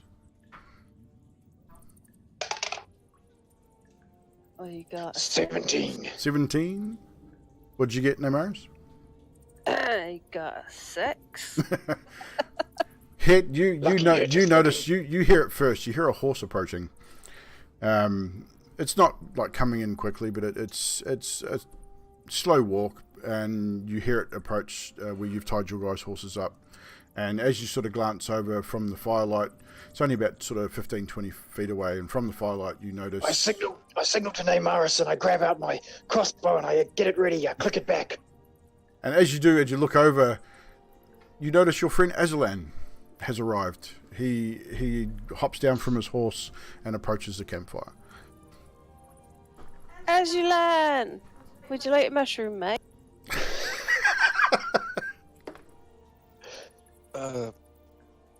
Sounds like Damaris got a thing with mushrooms tonight.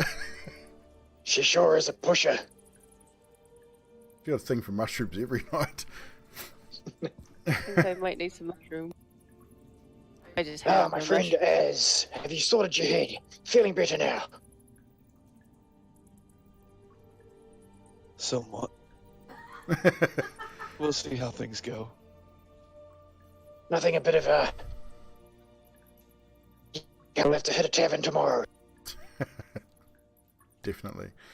So Aslan, you've ridden through the night, or through the whole day in the early night. Once you'd concluded your personal business in Voland, you then followed the group, knowing you'd catch up with them at some stage, whether it would be here at the base of the mountain or at the mining camp. You took a little longer than you expected. You stopped along the way just to have a quiet think and sort of get your head around the news that you'd received.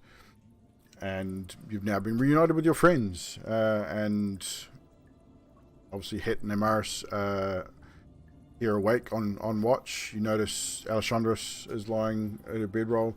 You notice the young Gillian, who you don't know. It's a young half-elven gentleman also sleeping with the group.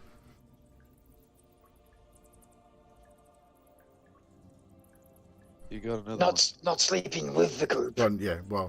Sleeping at the campfire.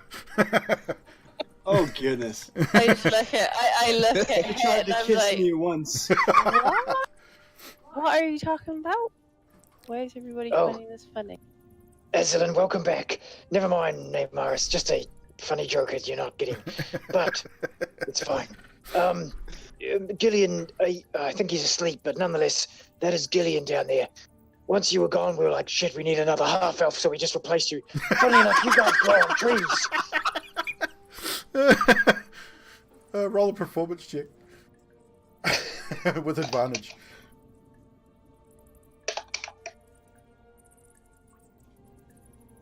14. 14. Yeah, Aslan's not stupid. He knows your humour. He spent a little bit of time with you, and Aslan, you get the sarcasm and have a quiet chuckle to yourself. Yeah, seems legit. It's just a shame we can't find any more Dragonborn. No, we seem to be a dying breed. Some dirty half-elf keeps eating us. I think you should give him some kobold to try, though. Yes, I need to try it out a little longer, but there is some kobold, some orc, and some bear meat we can be snacking on tomorrow. Nice. Is it going to be like jerky? So, Azalan, if you are feeling tired, you may clip down while we take first watch. Myself and Neymaris are watching, but you'll be happy to know we've fulfilled the second contract. And we're just really well. I mean, you've really rode this way for nothing. We're about to head back.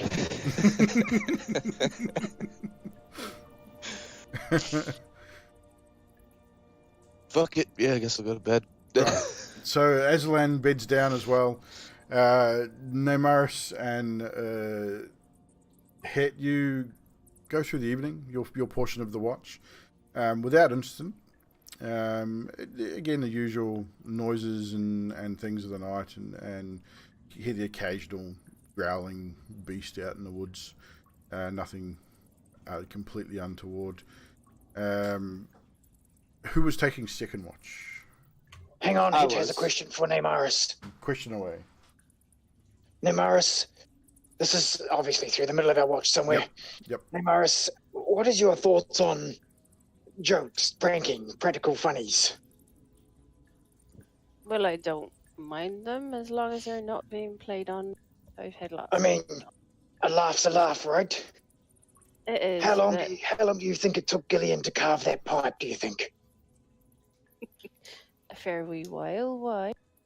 I have this great little spell I know that would fix that pipe right back to its original state. You should do it. Would you be Oh, mad at great. Hit if Hit went over and did this? Would you stop Hit from fixing the pipe? Or No, would Hit just, be... as soon as you've told me about it, you go do it. It's nice Hit to have goes over somebody. to Gillian's... Hit goes over to Gillian's gear and sees if he can spot the pipe. Well, roll a investigation check. Oh, yeah. No, not so good. 7. 7? 8. 8. You don't see it like out in the open. You assume that he's possibly put it in his bag. Hit opens his bag, but doesn't do anything with the bag as such. Puts his hand inside and says, "If with 3 X's in the middle, I make thee the fixer." And I fix, well, I assume to be the pipe in the bag into its original position. It should turn back into a stick, I would hope. Are you casting mending? I'm casting mending. It says, repairs a break or tear in an object. Yeah. Roll. Oh, how are we going to do this? Roll. Roll a perception check with disadvantage to see if you can find the pipe first. Because you're just putting your hand in there, you're not even looking, you just sort of... Oh, it's 2 good rolls. Fucking a natural 20 and 12. 12? 12 will do it. That's not so good, I You suppose. rummage through the bag, and about 5 minutes, you're sort of feeling around, and you find it, and you... now, roll... Do I get perception? Just hang on. Roll a... No, we'll say that you cast a spell, and... It's a spellcast, yeah. Yeah. So how long does the spell? Is it an action to cast? It's 1 minute. So it takes a minute to cast it. Takes a minute to cast. Okay, so Gillian, roll a perception check with disadvantage because you're asleep.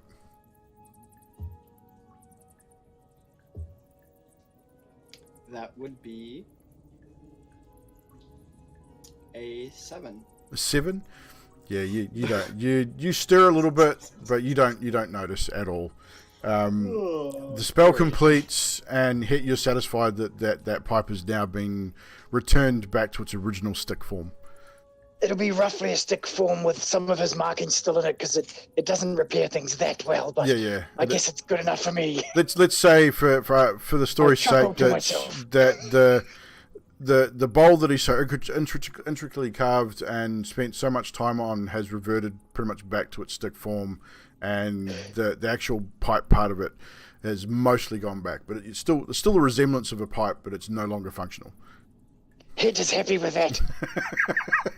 Jesus Christ. Neymaris That just is looks awesome. on in wonder, going, "What?" So Hit shines a big black tooth grin. so you, Neymaris puts up her arm for a high five. And Hit high fives Neymaris and then wakes up the next watchman. you wake up the next watch. Who was taking the next watch? It was Gillian. That'd be me. Was Alessandros, were you taking watch with him, or were you staying asleep? Yeah. So okay. you take. So Gillian, you get woken up Gillian and Shosta, Hit and Namaris wake you up for your watch. You both notice that, as soon as you notice that Azalan has returned to the team. He was asleep next to you. Gillian, you notice the extra party member as well. You've not met him because he left before you joined. I'm going to look to Het before he goes to sleep. Who is this half-elf? You wouldn't notice there's a half elf. His hood, I'd say his hood would be up and he's sort of asleep, Okay, but you just notice the person. Who is this? Oh, this is our friend Azalan. He joined us while you were sleeping. Nonetheless, he's a good person. I expect you take care of him like you would take care of one of us. He is definitely a true leader, and he shows what I would like to say is an excellent personality that is charismatic. He has great joker as well. He likes to play pranks on people all the time. Oh no! Roll a deception check for me. Oh crap! just a 10. Just a 10. I'd say I believe I'd just say my character. Yeah, I'd say with your passive perception. Actually, roll an insight check for me. Me? As Gillian, roll an insight check. 16. 16. Yeah, you can choose. I'll leave it up to you. You're not I'm 100% sure. Leave it. You're not 100% I'm sure gonna whether leave he's it. telling you the truth, but I'll leave it up to you whether you sort of go with it or call him out. I believe him. You I believe believe him? Okay, that's cool. Hit then rolls over to Ellie, gives her a nudge and says, "Wait for the pipe," and then goes to bed. He whispers it so no one else hears. You'll get to know Aslan anyway. He's all good, and I'm gonna go to sleep. And before Namaris goes to sleep, I'm gonna be like, "Did you have one of those mushrooms? I did. Why? Could I have one of those?" Sure can. I'll just get one for you. And I take one out of my pocket and give it to him. It's a little bit shriveled, but No here you go. worries. I'm gonna take it, and then I'm just gonna go sit for my to start my watch. They're very good, especially if you put them in a little bit of water and boil them up. Or in a pipe. Shut up, you're supposed to be asleep. Oh, no, I'm asleep. I just went with my foot. I was like, shh. All right, so Namaris and Het, you guys bed down and drift off to sleep. Alashadris and Gillian, you are now up and awake and on your watch. I'm gonna wait about an hour, and then I'm going to nudge Alchandris, and I'm like, I'm gonna go grab that pipe and smoke some of this mushroom. No, I'm gonna go back. By all means. And I'm gonna go back to my bag and start. I'm gonna actually roll to see if I can find my pipe. What would that be? Well, no, you know where you put it, so you'd be able to put your hand in your bag and go straight to where it should be. Well, and Okay, to feel what should be your pipe, but instead of the pipe, you feel this stick that kind of feels like your pipe, but not really. So I'm gonna pull it out. Look And at it. You look at it, and all you see is what probably so maybe took you about an hour, maybe an hour and a half to carve it. And what you see is an hour and a half of work reduced back down to maybe 30 minutes of work. I'm gonna throw it at my bag, and I'm gonna go over kick Aslan. You're gonna kick Aslan. Yep. Oh shit! Oh no. Make a strength check for me, just quickly. A strength check. Yeah, to see how hard you kick him. A 9. 9. Yeah, you sort of kick him in the feet. It's not hard enough to hurt him, but it's definitely it's hard enough to shake you awake, Aslan. Then, in natural Aslan startled awake fashion, I sit up swinging a hand axe. Oh God. Gillian, make a dexterity saving throw for me.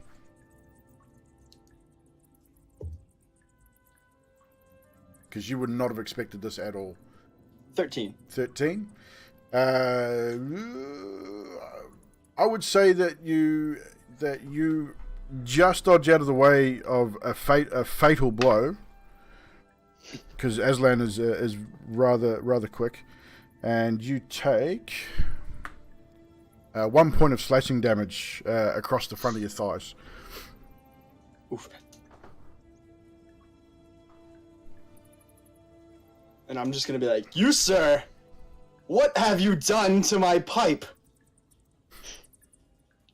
Do the sleepers hear this? I was just about to say Uh, that. roll- I'm loud. Yeah, I'm roll a, loud. I would say, yeah, I'd say with how loud that he's not trying to be quiet, I'd say the sleepers do waken. Alessandros is sort of staring on wide-eyed, sort of going, what the fuck is going on here? But yeah, the other Hit and Namaris, you both wake with the commotion. I stand. What's going on? What's this craziness that's waking us from our sleep? Beasts attack? I don't like to be woken up, so I stand in between the middle of them, hand on one's chest and a hand on the other. Well, Aslan is still sitting, but he's sitting I'll up. just- He's got his I'll be hand axe getting in out. between. No. I would say that Aslan's sitting, hand axe up, and it's in his right hand. And he's sort of swiped out across his body towards his right side. And Gillian, when you took the impact across your thighs, it's dropped you back to your butt. So you're sort of sitting in the dirt, sort of pointing at him and yelling at him sort of about this pipe. So Namaris, you could come in and stand in between them, still wondering what the hell's going on. Yep. Yeah, so that's the sort of scenario. So the campfire's sort of in the centre. You've got Aslan lying probably the north side of the campfire, sitting up, and Gillian sitting on his right side. Alessandros would be sort of sitting back a little bit, maybe on a log on the outside of sort of the perimeter of the campfire, and you guys would have been on the opposite side of the campfire to them. Just And let, it Hit's be, strolling over as well.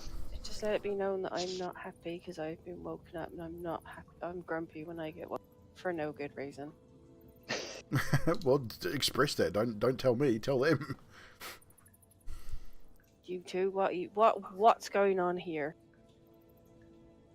This fool ruined the pipe that I carved. Hit jumps in here. Uh-oh. This could be my fault. I simply stand and check I have all my weapons. Yeah, your glaive is right beside you. Your glaive is always beside you. All your weapons are Gillian, there. what seems to be the problem here? I just look at him and I say, "You touch that, and there's going to be trouble, my friend." This fellow of sorts has taken my pipe and reduced it to a stick again. Have you proof of this? I just look at him, both angry and very confused.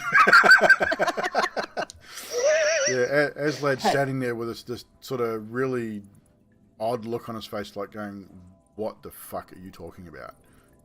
And at the same time, he's gripping his glaive.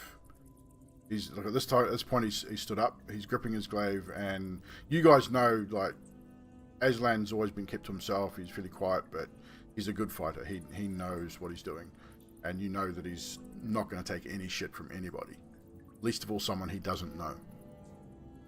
And I'm gonna turn to you yourself told me that he plays tricks on people. I'm taking Oh, bets on right. Aslan. Especially because I'm still hurt.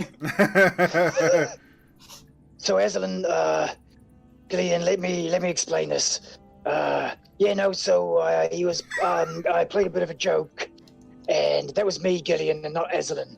But I did say that Aslan plays jokes, and I make a big cheesy grin at Aslan. but I didn't realize there was going to be fisticuffs over this. I apologize wholeheartedly to both of you. Excellent, we're all friends So again. roll Yay, let's go. roll a persuasion check with advantage.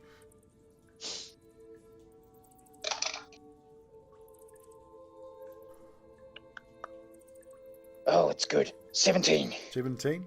16, sorry, 16. So yeah, guys, he's know he's genuine. He's told the truth. He is on the level with you, Gillen. You now sort of stand back and think, oh shit, okay. He's definitely sincere in his apology, and he's definitely telling the truth about the pipe.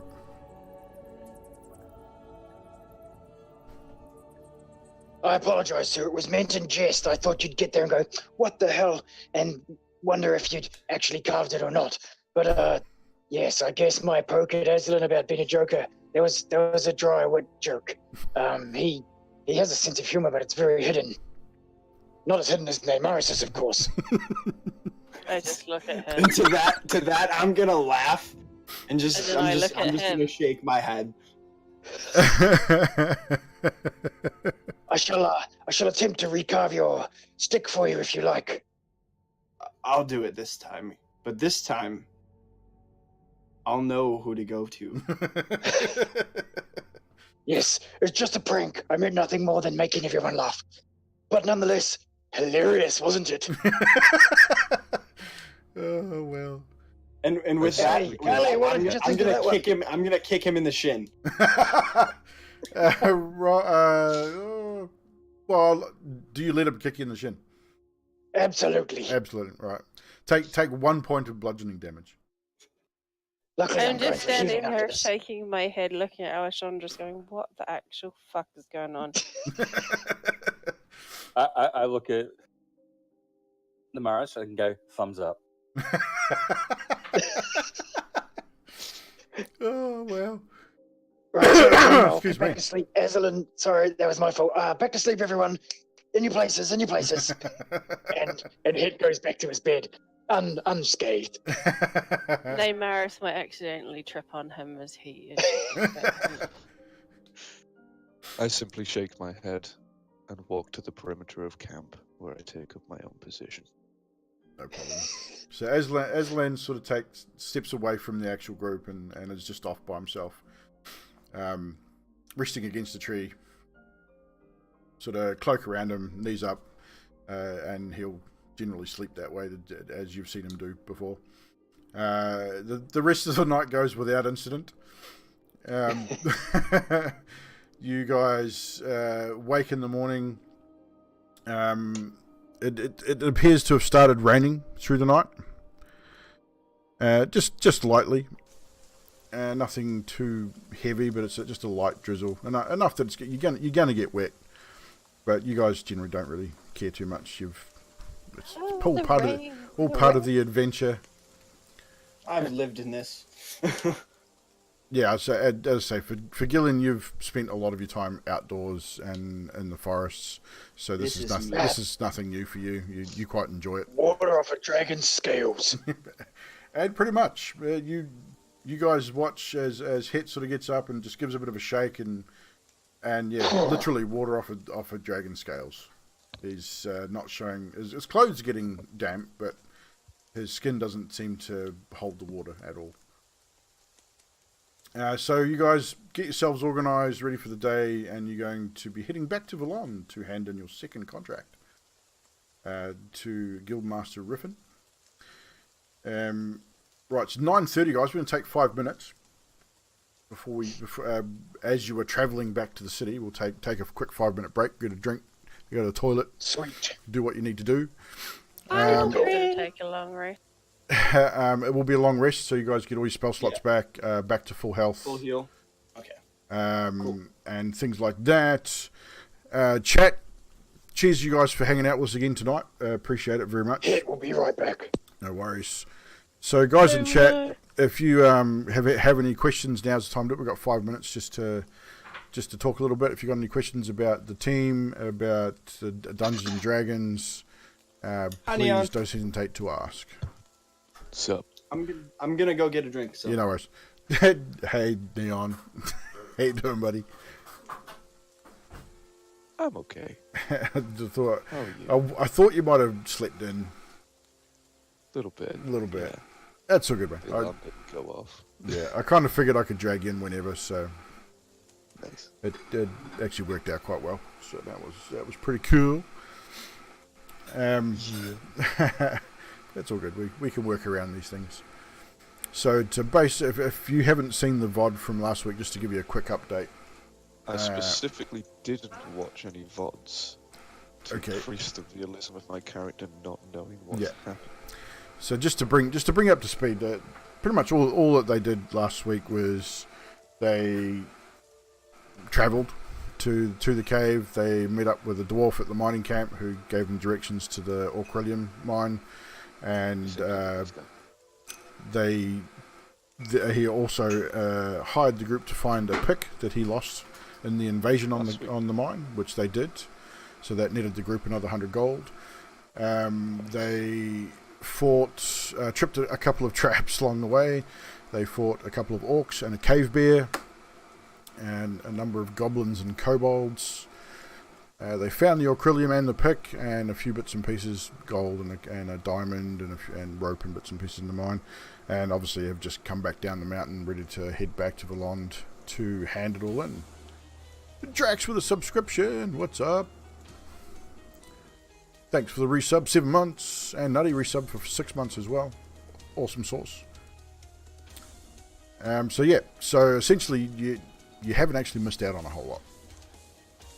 So it's actually worked out really well. That seems fair enough. Yeah. But so we'll. I assume it's updated the contract that I usually have in my possession.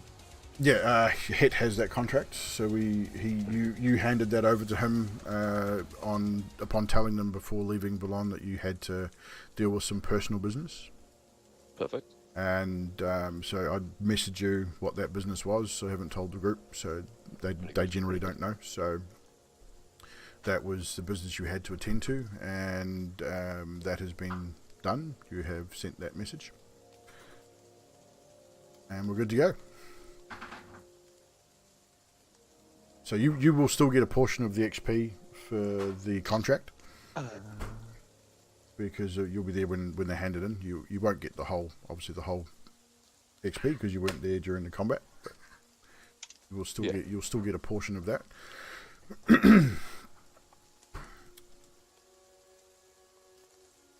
But yeah, so it's been pretty good. I was just talking to the guys earlier too. We had a pretty good response to the show so far. All 3 episodes have netted us anywhere between sort of 13 to 20 viewers every stream. Also too, with the reruns that I've been running throughout the 2 weeks in between each show, each rerun has been getting about 80 or 90 views during the reruns as well. So yeah, so that's really awesome. I mean, I picked up 2 or 3 more subs along the way, some more follows. Right, he is back. So it's it's been doing pretty well, man. Hello. So just waiting on Nutty to come back, and we'll be ready to go. Hi, Nian. We're That was a fast 5 minutes. yeah. No one in the chat wanted to chat, so that's all good. So as we head back, for the sake of the story, we're gonna head straight back to Vallond. Via the same roads you drove. It takes you about a day. Again, it rains steady through the day. It's not overly heavy. You pass the usual tradesmen and a few soldiers, and that along the city road leading back towards Vallond city proper. Nothing out of the ordinary strikes anyone's eye. There's nothing. It's just a general day in the life of Paradym.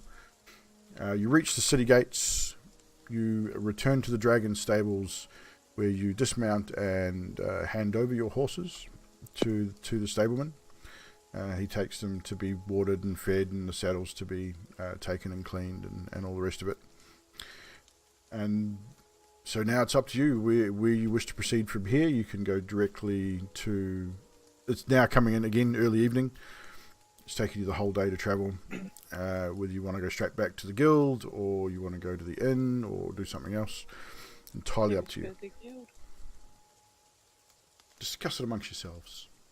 What do you reckon, guys? Should we go back and see the dude at the guild? If you guys would not be opposed, I think it's very important that I get this hide to a tanner. That could be very beneficial to me. Well, I can show you where one of those is. That's not a problem. Just be on the way, I think. Yeah. So if you're looking for, I don't actually have a tanner in my thing, but we can. Well, we now can you're figure one gonna. out. We can figure one out. We can do anything. Surely. Most blacksmiths can tan anyway, so we can take you to a local blacksmith. So Okay. Nomaris, but this time Nomaris will also tell you that they're probably getting ready to close, so you probably might have to wait until the morning. So we are into sort of early evening.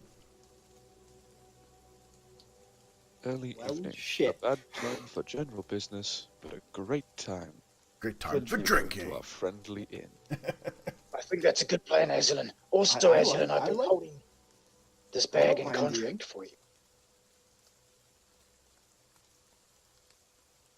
Right, so yeah, so as Hit, you hand the contract back to Aslan, I assume?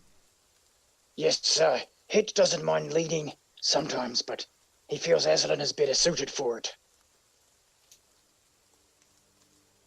Do you take I'm the... assuming that's a yes. that would be yes then. So you've... what have you decided? So Namaris, you would have explained to Gillian that the blacksmith or / tanner will not actually be open by now. It's probably due to close. The hide should be fine until the morning. You've got half a pound of salt rubbed into it. It should be okay. It'll keep for probably another half a day or so. So you should be fine for the evening. Sounds good to me. You'll also know with your dealings with the guild that the guild has probably got someone who will tan it for you at a discounted price. Well, oh, okay. It's a pretty handy guild. It's Just don't have the guild. fantastic food. Yeah, the food's pretty shit, but they've got good weapons. They've got good other services. Just the food's not great. They got good shit and shit food. Pretty much. So it's up to you where you want to travel to now. I think we should go and get the. Personally, I think we should go and get the contract job. I think it's always a good idea. Gives us time to think I about the next agree. one. Then Yes. no one can steal the In ore. the tavern. Good point. I look at him and go, "You weren't thinking about stealing anything, were you, my friend?" I have some of my own. All right. All right, so you Look make your slyly way towards to Uncle the rune carvers. Not rune carvers. God, I'm getting waylaid here. Lord Riffin at the At the guild, yes. Black I'll Lion. send- you go to the Black Line. I gotta find my notes here. Where's my notes? Notes. Oh crap. Notes. Here we go. Notes. So we are off to the Rose Falls Farthing, to the guild hall of the Order of the Black Lion. It takes you about an hour by foot to get there from the Dragon Stables, but you make your way there. Neymaris, you are passing guards give you a nod in recognition. There's not many. It's still raining, so there's not many people on the street. The few people are out there in the street. They're all covered. They've got cloaks and things on to try and keep dry. You make your way to the guild. You get to the guild doors. Inside the guild, your friendly servant is there. He's sort of milling around, cleaning tables and sort of tending to other guild members that are there. I've got to remember what his name is now. Where is it? I can't remember his name. Oh crap. It doesn't matter. He is just a servant. Jeremy. Jeremy, that's it. Thank you. Jeremy, the elderly elven servant there. Where's my pen? Got to write this down. Can't believe I didn't write that down. Thank you. I just I was thinking back to the old episodes. I'm Does Jeremy. Jeremy notice me? Jeremy notices you. Yeah, Jeremy notices you all coming in, and greetings, everybody. I see you've returned from your second trial. Would you like me to go get Riffin? Respectful nod. And he nods back in respect to you. And there seems to be a mutual respect with a lot of the guild members with Jeremy. He's He's always seems to be there doing something, milling around. If you need ale, he'll provide it. If you need substandard food, he'll get it for you. Man never sleeps. No, he's pretty He's much like you. Batman. He's pretty much like you. Never sleeps. Actually, no, he was human, wasn't he? Better make sure I get that right.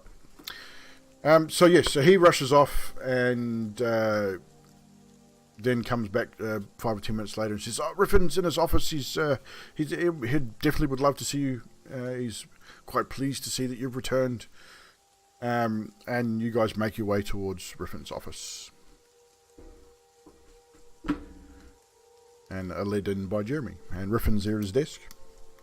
He's just sitting there. He looks like he's just had a meal. He's a plate off to one side, and he's just thumbing through some other paperwork. And he looks up and says, "You've returned. Good. How did you get on with your trial? I see none of you seem to have died like your group there, Gillian." Has a bit of a chuckle to himself. I don't Look at Gillian. Gillian. Yeah, I look at Gillian as well. I'm just gonna look back at him. I don't die that easy. Well, and Riffin sort of looks and goes, to be fair, we put you with a relatively inexperienced group, and we didn't expect any of you to return, to be honest. I'm quite surprised you even returned yourself. You were pretty banged up when you did come back, but didn't So honestly you're expect sending anyone people to to their come. deaths then, Lord Riffin? Occasionally, just for fun. You know how it is. I just give him a look. It gives you a I sly respect smirk. Right. So, I give him a wink. I get it. contract. Did you bring me some Orcrillium? Who's got the Orcrillium? You have, you. No. It's in the bag, I hasn't have- it? It's in. in the Oh, bag. you were given the bag and the contract. So That's in the bag as well as the contract. Yeah, That's correct. It's been a long day. That might be you, Aslan. I think you might have. So he that reaches one. he reaches over and grabs the bag and sort of opens up and he's looking at, brilliant. The client's been looking forward to this for quite some time. We've not had a group that's been brave enough to even attempt this, let alone actually succeed. Tell me, Lord Riffin, what do they do with this Orcrillium? Qualified guild members? No. No, oh hell no. We send. It's generally we don't have many qualified guild members at the moment. Our ranks were thinned during the last great dragon hunt, and it was terrible. Lots died, but we're refilling our ranks, and you guys are showing great promise. I expect great things from you.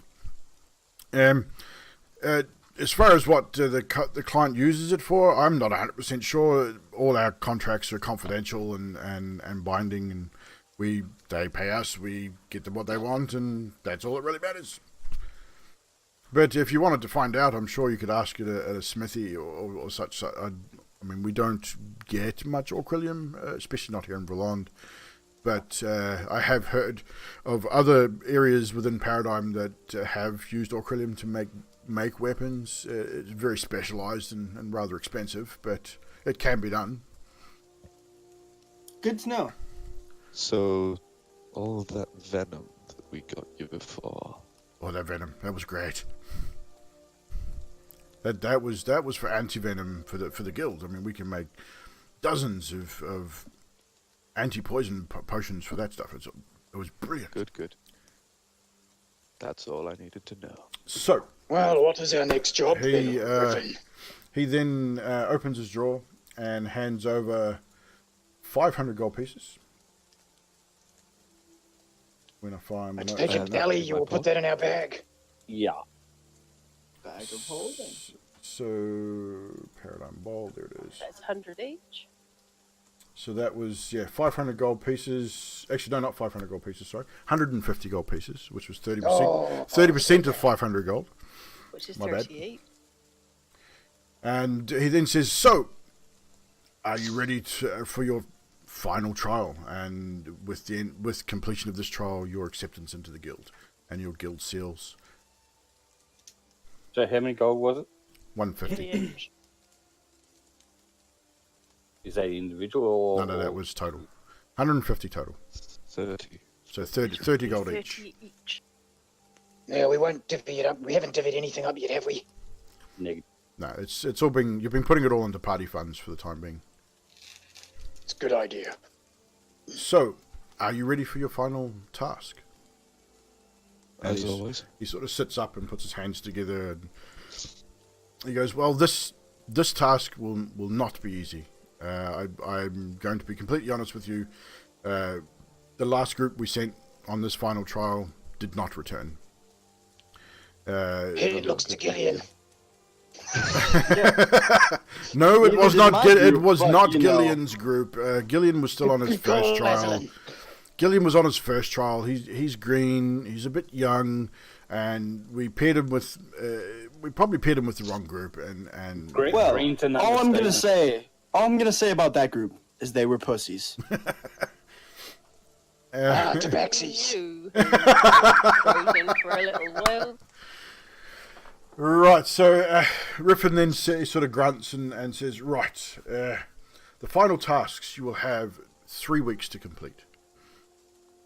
You will have to travel to the kingdom of Riley, which is a neighboring kingdom to the Howling Mountains, where they have contracted us to go to the abandoned keep in the Weirwood Forest, which is said to be the home of a dragon wormling.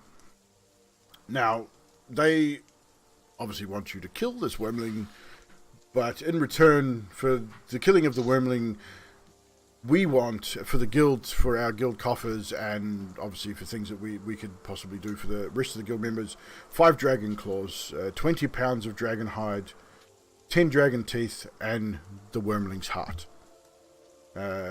Upon completion of this contract, you will gain entry into the guild, as well as the portion of the gold contracted, and you'll also receive, obviously, the magical bag to carry the bits and pieces in, stop it from spoiling.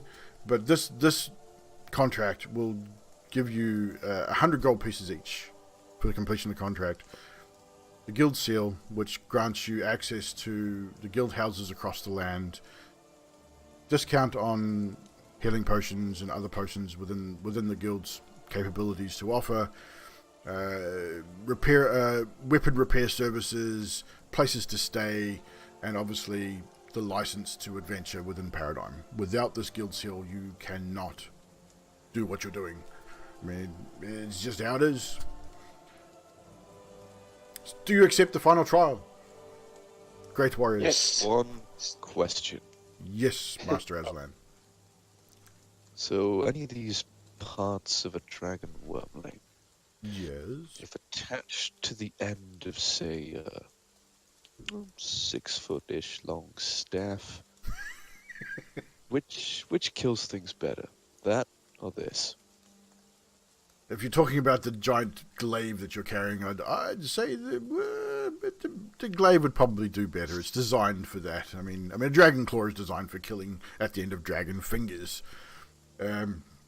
We use the dragon claws and things in a bartering system to barter more contracts, obviously. Wizards and sorcerers use them in their magical rites. But, yes, I mean, obviously there will be a great reward. I mean, I've heard that this so-called called keep is possibly home to some magical items as well. If there's a dragon there, the dragons tend to be quite arrogant and hoard their treasures and things like that. So I guarantee you there'll be treasures there for you to find. Riffin, Yes. have you ever heard of dragon-toothed arrows? Dragon-toothed arrows? No, but you could always give it a go. I mean, who knows? How many dragon teeth will we be collecting? We only need 10. So, I mean, if you wanted to take the teeth and extra claws and still do what you want with those, and hey. I mean, what you decide to do is completely up to you. And I'm thinking that a little bit of that hide might be good for armor. This is true. Dragon hide is well sought after for armor. I mean, it is only a dragon, a wormling, so its hide is not obviously as sought after as an adult dragon or an ancient dragon. For God forbid you come up against an ancient dragon. Oh Jesus, that's I don't even want to be the thought. But a wormling, they are still a formidable opponent. So I do beseech you to be careful in approaching this task. Don't rush in. Dragons are known to be very intelligent, even at a young age, and very sneaky. Fellowship of Pranksters. Excellent. Fellowship of the Prankster. Oh boy. Does this one breathe fire? We're not entirely sure what color this dragon wormling is. Rumor has it it's possibly a black dragon. That is so racist. It could be a Just 'cause it's blue a dragon. doesn't mean it has to breathe fire. This is very true, Het. You speak true there, Which is why I Master asked the Dragonborn. question. We know it's definitely not a red dragon, so you're quite safe. The red dragons are the most nasty of dragons. Are they so? Oh yes, they're very wily and quite mad, really. Rumor has it it's a black dragon. I can't be 100%, but a black or a blue, so we're told. It's definitely a darkish color, wormling. I'm not sure what else you're going to strike within the keep, this abandoned keep. It's been abandoned for many years. Possibility of undead, maybe, or just like giant rodents. Who knows? I mean, it's an old castle. Who knows what's there? Could I Het. beat them up? Sounds like there's food for you. Does indeed. Not really keen on eating most of my own kind exactly. Kobolds are one thing. Oh, but there's rats. They said large rodents. That could be your thing right there. Well, I mean, we've worked up from rodents to orcs to beer. The only way up from here is Dragon Man. Right. And Riffin sort of sits back and he says, "So, do you accept the contract? Will you sign?" And he Yes. presents the Of course. contract. Het agrees signing to. the contract. I'm in. So everyone, move forward, sign your contract, put your mark, and Name, arse, rights, and X. as you all mark the contract, Riffin picks it up. Unicorn with an arrow. He marks. She chucks the guild seal, his guild mark on it, rolls it up, and it disappears and appears in Azulan's bag, just like that, along with the bag to carry the dragony bits. And in his other hand appears a second contract, which he pops in his drawer, which is the copy. Well, band of hopeful guild members, I wish you all the best in this quest, and hope to see you again within 3 weeks, and complete this task to become the newest members of our guild. Final question. Yes, Azalan. What do you ask? Do you know like a book on these dragon wormlings that I could, borrow? Books. Ask Jeremy. We do have a bit of a library here. Jeremy's more than likely able to point you in the right direction. Failing that, I would speak with Thorfey of the Arcanist Potterum. I'm quite sure that they would have access to all the books and bits and pieces you would need to study Yeah. upon any kind of dragons or dragon We've got kin. lots of books over there. Have you read any of them? Well, Should shall I we? just give him a dirty look?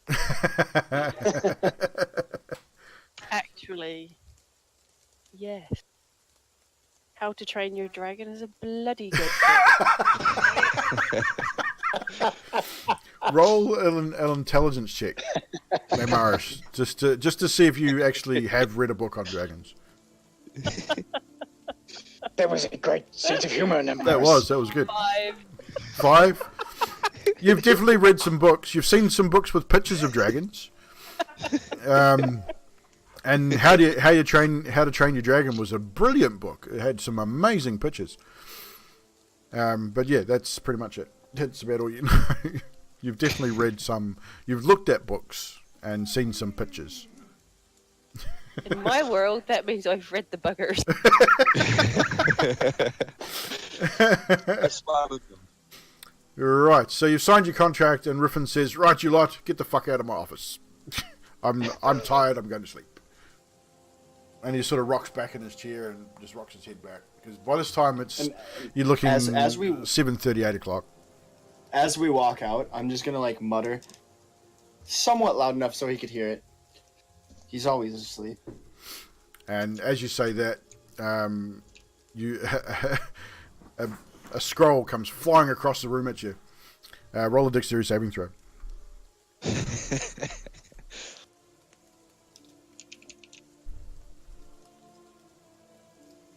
12. 12. You get hit right behind the left ear with the scroll, and as you turn back, Riffin sort of lolled back in his chair with a big grin on his face, and says nothing.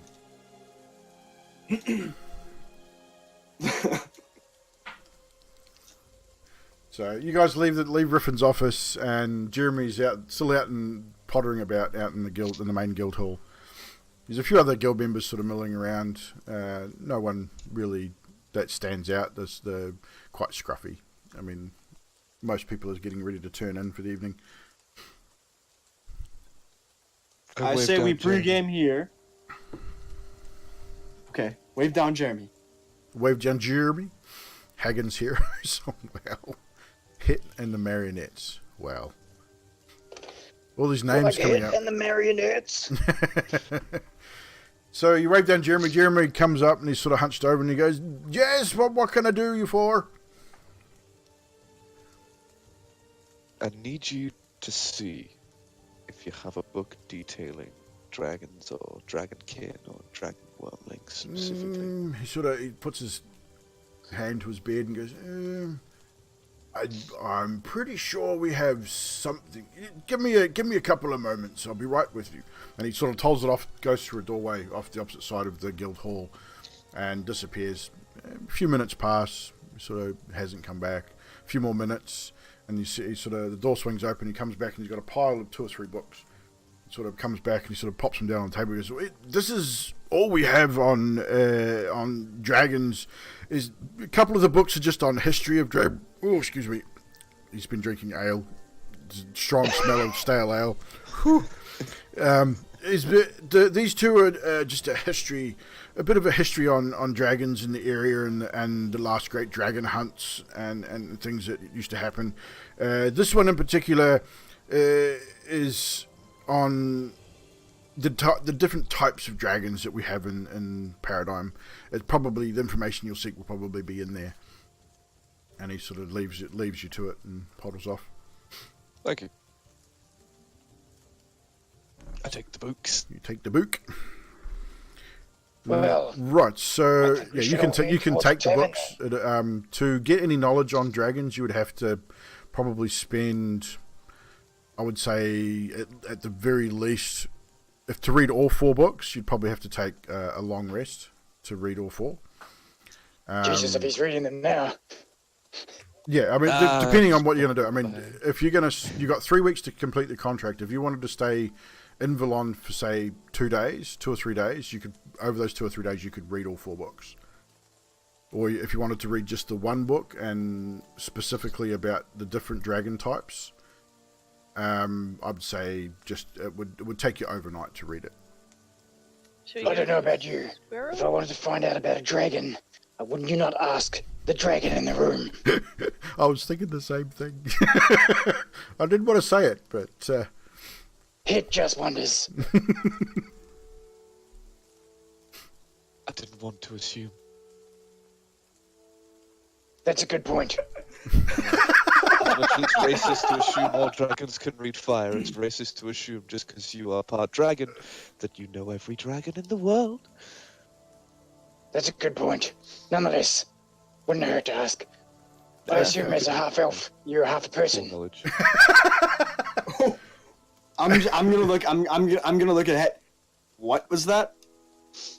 I just look at the pair of them I and I'm agree. like, oh, I'm shaking my head. Going, "Please, God. Can we just bit of go to teaching in the this group. squirrel?" I just look No, at it's good the to eyes be- for a moment and So, chuckle, slap him on the shoulder. do you want to impart information to them about dragons, Mutual love. or no? Yeah. I can impart any information you would like me to impart. How Okay, much roll- would I know? roll Being a them- I dragon think born. you Roll a can history impart check with advantage. information on dragons, while, a certain bartender Natural is in 20. Natural dragon 20. steak. to me. Yep. That's So a total of 20 -1. That's 19. 19. So well, nat 20. Yeah, you've been well studied in the history of dragons. Obviously, being of Dragonborn, your father made sure you knew where you came from and about different types of dragons and what they're capable of. Your father is an adventurer, after all. So on the walk to the Squirrel and Hydra, because I take it that's where you guys wanted to go. Hell Oh yeah. Correct. That's our home away from home. I mean, Pretty come on. much. Pretty much. I've got to find the right notes for the Squirrel and Hydra. Ellie's favourite place to get hammered. Still gonna have to get underneath this Squirrel and Hydra at some point, see if there's really a necromancer down there. True. That's right, yes. Good memory, I forgot about that. Supposedly, Gillian yes. Forget about the Or necromancer Jackie under the pub. Juice. So you head towards the Squirrel and Hydra, and on the way, Het explains the different types of dragons that have been found in Paradym, which are the chromatic dragons: the black, the white, the blue, the green, and the red. The black dragon is... I'm going to have to look up this myself now to get a bit of information. Give me 1 second.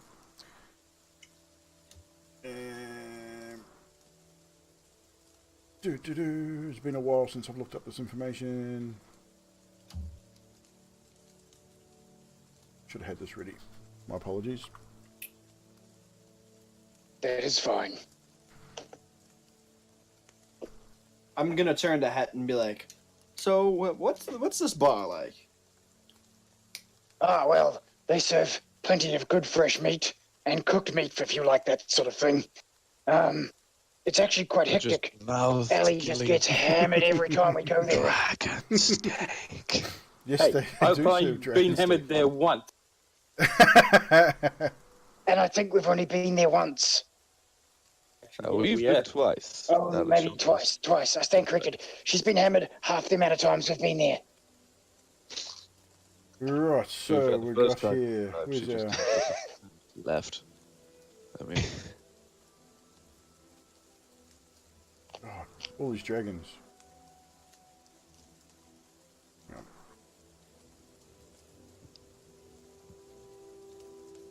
Oh, the black dragon is beautiful, he is. He has lightning breath. He has immunities to lightning. There you I go. know very well.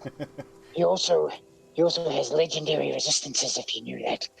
We have to be careful, but this is only a wormling, is it not? There's a wormling.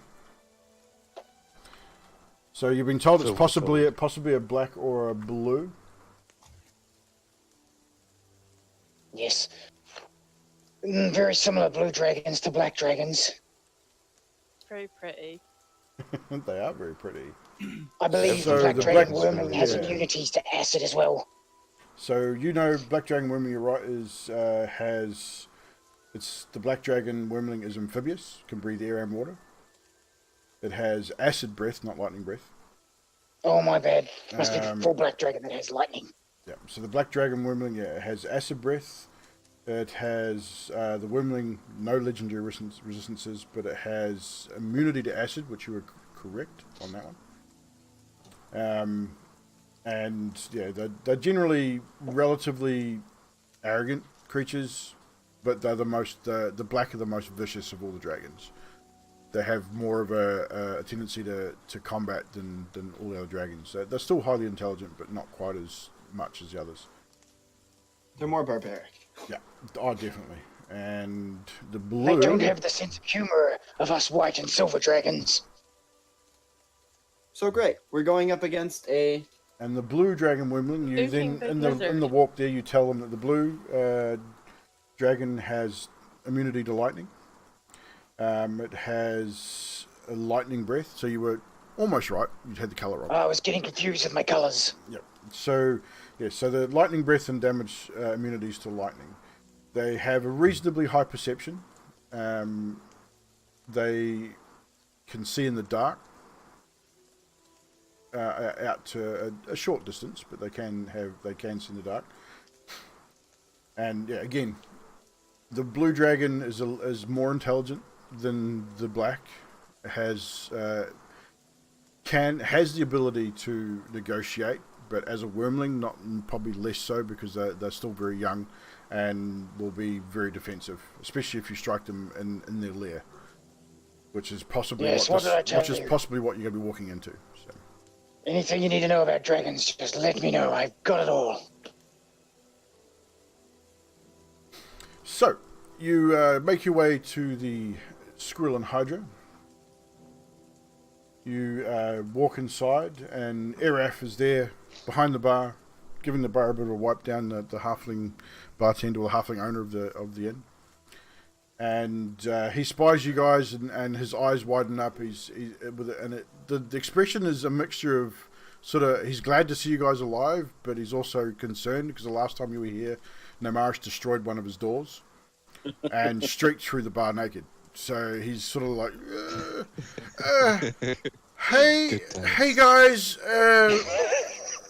you're back. Well done. You're alive. And Cool. Why does this guy seem happy but not so happy to see us? well, I'll tell you, he's a little bit racist. Great. That is dandy. Mostly against me. You guys are right. Well, somebody that is not friends with And you.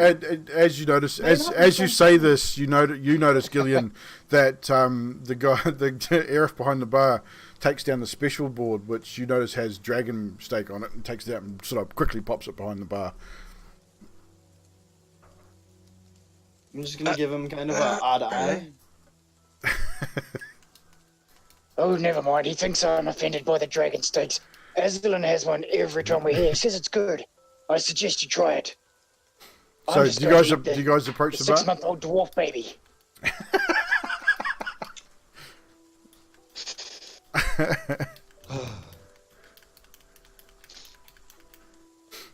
So you do So I you go approach. to order my usual. You order your usual. Erif greets you as you greet. Yeah.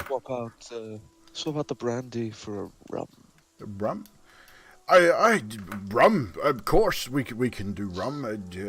Would you like just a glass or a tankard? I'll take a tankard of your darkest, please. Right, you are. So that'll cost you. Well, we'll drop the price because of brandy. We'll drop it down to 1 silver piece. Hit That'll do slams me. his hand on the table and says, "No, rum's for my whole team. I'll pay." Right, you are. also Right, you works are. for me. Hit I might Master friend Hedge. him a whiskey man. I just look You'll have it sideways at Alessandra and go, remember last time we were here? I'm having water. I'm having water. Yeah. So We've already paid for the rum. So the rums all round. Even if you ask for water, Rums are down. the 5 rums are presented at the table, and Erif turns around and says, "Well, I know what Master Azalan is having this evening. What about the rest of you? What would you like? We have a braised partridge with garlic and dried grapes, stewed pork, millet bread, braised dragon." Roasted cod and dried beetroot. I know for you, Master Het, you like we got some beef, especially for you, not cooked, raw as the dad comes. Raw. With a bit of pepper. Bit of pepper. What you are, sir? Hey, Shiki, how you doing, mate? What was that? What was that you said? I couldn't hear you. Kind of. We have braised partridge with garlic and dried grapes, stewed pork, millet bread, braised dragon, poached eggs, and roasted cod with dried beetroot. Cod for me, please, dearie. Roasted cod for you, no problem. Are you feeling alright? The braised dragon for Mr. Aslan. What would you like, young feller? I've not seen you before. My name's Erif. I own this place, and these guys, they trashed it a little bit, but they're good for they're good for business. No worries, Shiggy. I'll have the same as Aslan. I've been told by the crew it is quite good.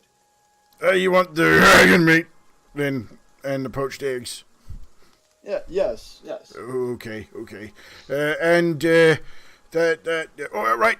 And he toddles off, and the whole time you're just giggling. to yourself about the dragon, the mentions of dragon. Well, it's Mother's Day for us, yeah. So, happy Mother's Day to all the mothers out there. Thanks. Whoops. Nice one, Azalan. Nice one.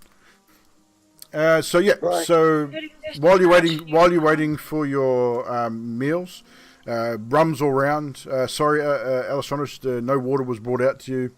The rum had been ordered before you got the water, so it's up to you whether you drink it or not. No, I'm walking up to the bar getting water. Screw the rum. Free rum. Hit God's Ellie's rum over. It says, oh well, I won't let it go to waste. Fair enough. So Alessandro goes and gets the water, comes back. Not a problem. So Get in, take the rum, and then I'll get you a whiskey afterwards. I'm normally a whiskey person myself, but I thought, hey, Aslan's doing rum for a change. I'll do rum for a change. yeah, got to give it a shot. Whiskey next time. Yeah. I'm Good call. I'm a whiskey man. So you all gonna down your rums? Or you gonna drink them slowly? Indeed. I'll put the first one I'm- down like that. Steady. Okay. I'm gonna just choke it down. And Choke it down. So Hit the rum. and Gillian, whoever else is going to chug down the first rum, roll a Constitution saving throw for me. 19. 19? Yeah, you chugged that. You as well. You both chugged down your rums like it was nothing. 11. 11. Yeah, Hit. You chug it down just as fast as the other two, but You win. you let out a real big sort of one of those low, deep, almost chunky burps.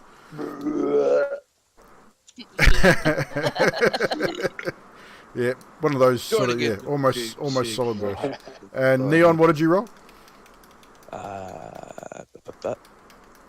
18. 18. Yeah, you're pretty. You've got a hardy constitution as well. You just chug it back, and sort of slam that tankard back down on the table like it was nothing. You guys are pretty into it.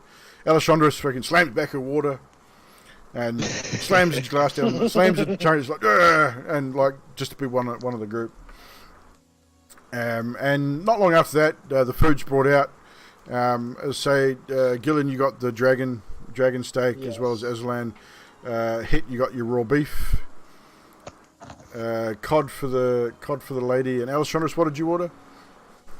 Cod. Cod as well. So the two cods for the ladies of the group. Ladies. You guys sit down to your meals. Gillian, The pub. Gillian, you first time you've tasted dragon meat, you are quite surprised. It's actually quite tasty. Very That's tender. fucking good shit. Ah, quite great. You weren't wrong, Het. This is quite well. I don't know, I've never had it. I'm just working off what Aslan said. I raise a glass. Yeah. Hit summons the waitress and tries to get a round of whiskeys this time. So that you just sort of put your hand up, and there's no waitress. Arif runs the place on his own with the cooks out the back. Arif comes up and goes, "Yes, Het, what would you like? Any more beef or drinks? No, 5 whiskeys. 5 Make 'em whiskeys. doubles. No ice. Doubles, no ice. What's ice? We don't have ice. I mean, it's the middle of summer. There's ice around here." Oh, good point. I've got ice. So he comes back with a tray of 5 big whiskey tumblers and brings you a bottle of whiskey. He says, "Here you go, and on the house. You guys are my best customers. More than my pleasure to offer this on the house." And it looks like a pretty good bottle of whiskey. It's pretty dusty, so you know it's been sitting there for quite some time. Is I it want sour him mash? to the bar when he goes back and just slide about 3 gold pieces underneath it and just say, "Thanks for that, but you didn't need to." You go, it's quite all right. You don't have to pay. You guys come here, you spend your gold and buying food, and I'm happy to supply with the occasional drink. But thank you. And he pockets the gold and sort of toddles on doing what he was doing. Again, the inn. It's still raining outside. Nothing too heavy. Are there many patrons here? No, it's pretty quiet tonight actually. I'm just going to Look around find the bar. Is that lovely flute player? the flute player is Sorry, still there. She's playing tonight. she play flute. I'm gonna She, go listen. you're gonna go listen. Who's this flute player? What? I don't know this flute player. What?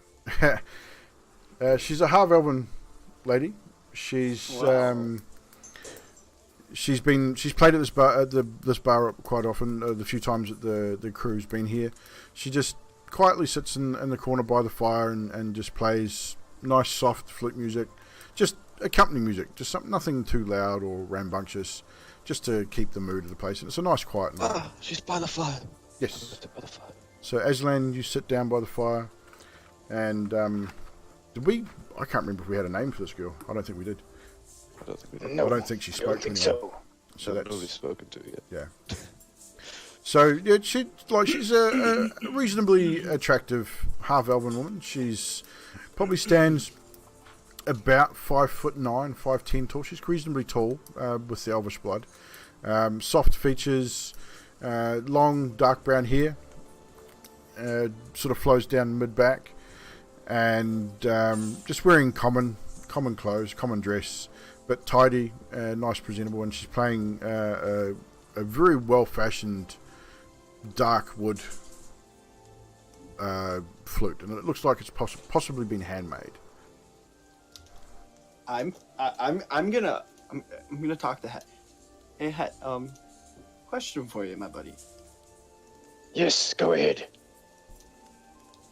Can I borrow something of yours? I mean, my clothes are a little large for you, but sure. No, not your clothes. That loot of Oh. yours. Oh, yes. This This is my extreme. Can I see that? Okay, and he hands it over. Okay. And then I'm gonna take it, and I'm going to attempt to play along with it. Oh no! Roll a performance check with disadvantage because you have no idea how to play a lute. 5. You start plucking at strings. You got no clue what you're doing. You just sort of put your fingers somewhere and you start plucking at strings. You make an awful noise. Put my What? hands over my ears. Oh my god! I'm just gonna wander over and pick him up and take the loot off him and go, "You, my friend, are driving my fucking brain." See, I rolled a 17. I rolled a 7.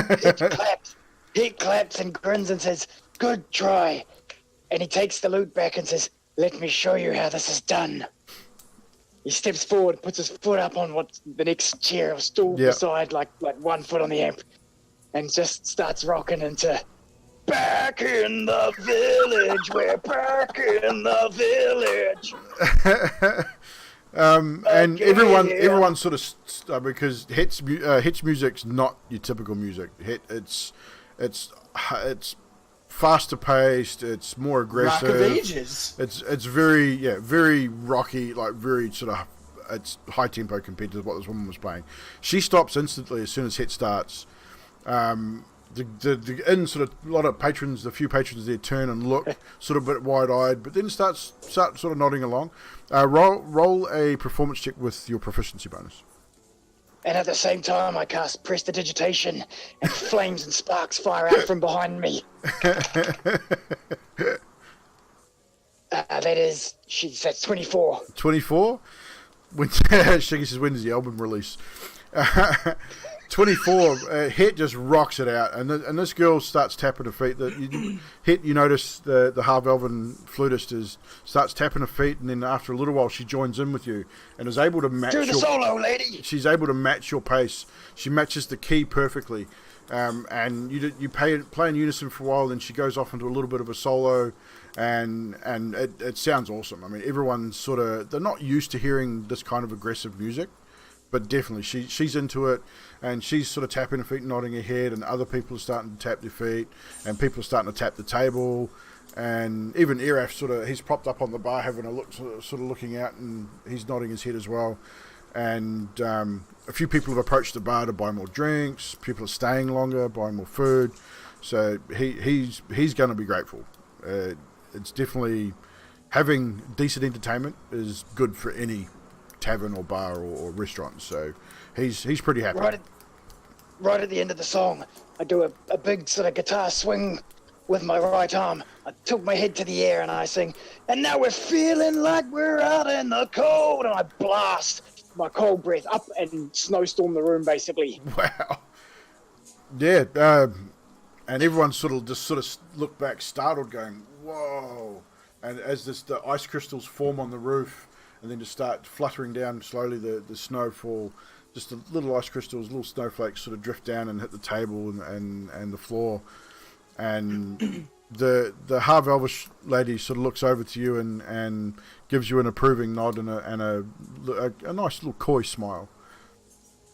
I ask her, I put up my hand to shake her hand as I sling the lute, and I say, "Tell me, lady, what is your name?" And she reaches out and reciprocates, and she says in a nice, soft, sort of half-elven voice, "My name is Nelissa." Nelissa with an N. Yes, and Nelesse, but it's pronounced Nelissa. Well, it's nice to meet you. You play wonderful music. Complimented me well. I'm sorry I took over your scene, but one of our guys did try to play a bit, and we just had to pick up the pace after that. Yeah, she giggles a little bit and blushes, and she goes, "And may I ask your name, Master Dragonborn?" And she's not frightened of you at all. She you find it a bit strange because most people generally react differently to a Dragonborn, because Valond, you've not seen any other Dragonborn around, and it's not a commonplace to see Dragonborn in the city, but she seems unfazed by your Dragonborn nature. I say, "My name is Hit, and these are my companions." And I point to Alchandris, Nemaris, and then the two half-elves. Azalan, I don't say two half-elves, I just point their way. Azdalan and Gillian. And I give Azalan and Gillian a wink, one with each eye. Would I know her already? You probably know of her. She has played in the city for some time. You don't know her personally. You've not spoken to her before, but you definitely know. You have seen her around. You do recognise her. Okay. And she sort of giggles a little bit and greets you again with a nice sort of deep curtsy, and she's a pleasure to play with you as well. Your music is different than I was taught, and I like it. I like it a lot. And she sort of a little bit of a blush, a bit of a smile, and sits back down and then goes to continue to play.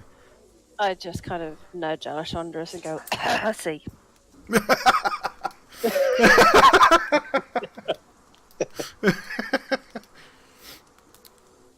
So we had girls like that used to come into the barracks. I don't know why, but the boys look pretty happy the next day. That's not very nice, Nemaris.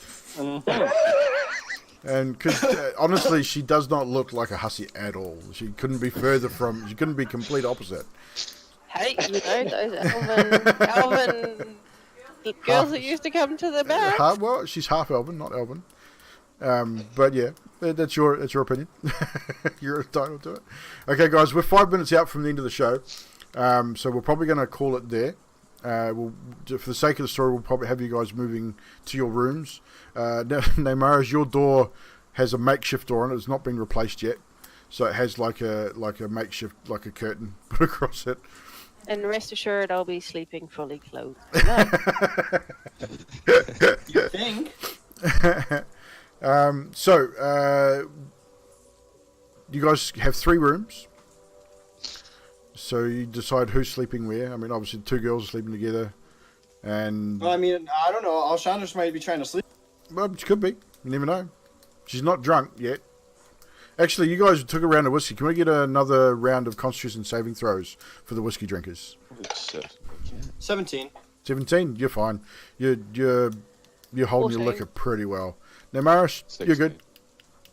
Yeah, Aslan, you're all feeling a bit of a glow. Let's say you definitely got a bit of a glow on from the alcohol. Warm tummies. Hit, your Hit rolled a 5. oh shit. Hit you. after your He put a lot of performance, energy there. It's pretty. you put all the energies into the performance, and you down that whiskey, and it's gone right to your head. You're feeling a little bit tipsy. You've got a pretty hardy constitution anyway, but this drink's pretty much gone to your head, and you're thinking it's probably time for bed. And by this time, you guys will be heading again late evening, sort of heading on 9-ish, 10 o'clock in the evening. Just for the record, boys, he talks to Gillian and Aslan. Hit does not find half-elven woman attractive at all. She is all yours. I tap him on the shoulder as I go and sit by the fire, and I will stay there for the rest of the night. Okay, Aslan. I may sleep in the chair, I may not. Well, if you don't sleep, you'll end up with exhaustion, so you'll have to decide whether you're going to sleep or not. Fall asleep. I'd say you'd fall asleep. I mean, you would sit there and relax. The flute. And she plays right through till generally the bar closes. Nice. And as she gets up at the end of the night, she picks up her flute, and she picks up the few coins that have been handed to her, like people have tipped her throughout the evening. And as she walks past you, she sort of she looks at you and gives you a smile and a nod, and sort of touches you on the shoulder as she carries on and leaves for the evening. So back to the rest of you. You head upstairs to your rooms. Alessandros and Neymaris, you both go to your respective rooms and to your beds. Het and Gillian normally We could share a room. Het and Aslan were sharing, I so thought we're sharing with Ellie as well. yeah, you are Neymaris. I'll share a room with you, Het. So That's quite all right. so you guys head to your rooms. You settle in for the evening. Neymaris, as you drift off to sleep, I'm going to do one quick thing before we finish up. Yep. Excuse me. You fall back into a deep sleep, and the dream comes back to you again. This time a little different. Where are we? There you are. Ashana comes to you again. She places her hand on your shoulder without any movement of her face. She just looks at you with a long sort of, it's a gentle look on her face. It's not aggressive, almost like she's sort of looking at you like a parent would, like a mother. But you hear her speak. Her lips don't move, but you hear her words. You are Kalishtar, Neymaris of Volond. You and I are bound to one another. Your true name is our name, Ashana Kuratash of the Kalishtar people. You are more than what you have been led to believe. And with that last word sort of drifts off and almost into a whisper. Roll a wisdom saving throw for me.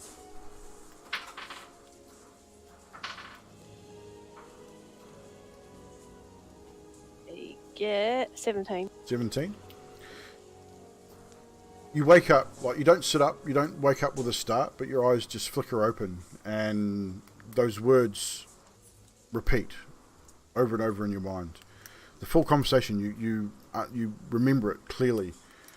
You say the name of Shana in your head and it feels natural, it feels right to you, it just rolls off your tongue. It's not like it's foreign at all, it feels known to you.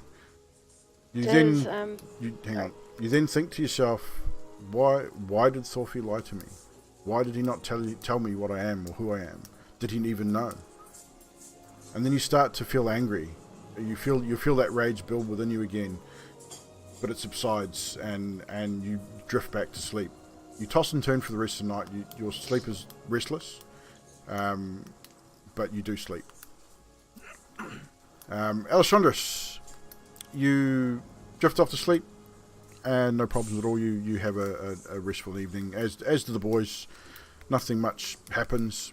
The usual noises you'll hear within the end of night: floorboards creaking, a few rats sort of scurrying around the place, which for this sort of area is not uncommon. What was your question, Neymaris? No, I was just saying if Alessandros would hurt me. No, because you never actually spoke anything. It was all in your head. It was all in the dream. You never sat upright. You never said anything. It was all very, very dreamy, and it had a real whispery sound to it. So no, she wouldn't have heard anything. Okay. She probably noticed that you tossed and turned a little bit. Like definitely in the morning when you guys wake, people will notice that you haven't slept well. But we will call it there. That concludes episode 4 of Paradym. Thank you so much, guys, for joining me again for another week and for another show. Obviously, Aslan a little bit late, but we got there in the end. But still worked out all right, and we managed to get through some of the stories. XP for tonight, guys. If someone would like to calculate, we got 300 total for the kobolds and the goblins. I believe I gave you the orc stuff last week, the last game. Yep. 100 bonus each for roleplay again tonight, guys. The roleplay was awesome.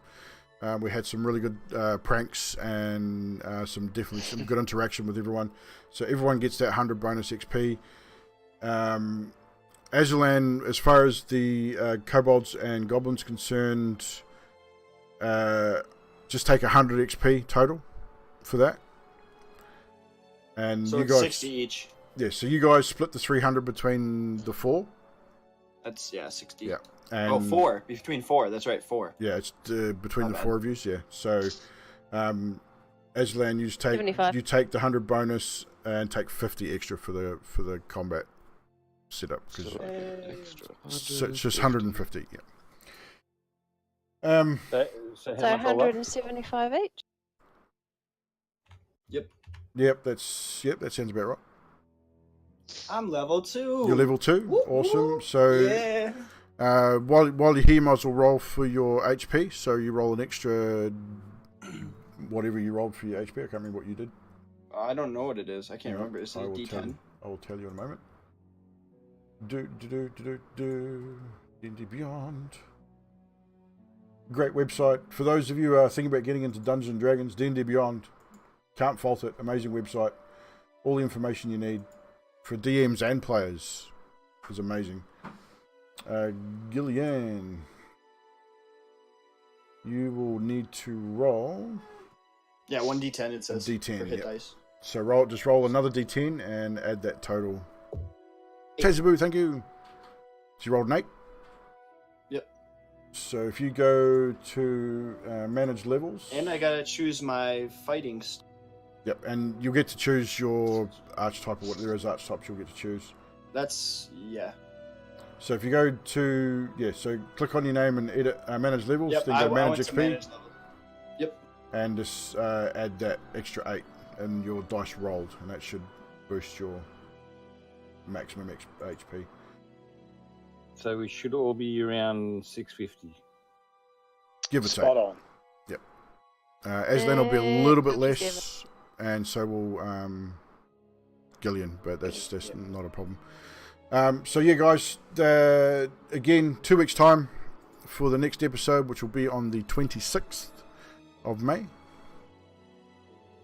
That'll be the next episode 5. For those in the chat, 2 in a row for us. Yep, 2 in a row. We've got one on 25th and another one on 26th. For those in the chat that have missed part of the show, again, the VODs will be available in the Discord tomorrow. The VOD will be uploaded to YouTube within the week, and I'll be running reruns over the next 2 weeks till the next show. So do keep an eye out for that. And yeah, so again, congratulations, guys. Well played. No one died. I don't think anyone even became unconscious. I mean, you tore through those kobolds and goblins like they were nothing. But I cut a man. you cut a man. Yes, he deserved it too.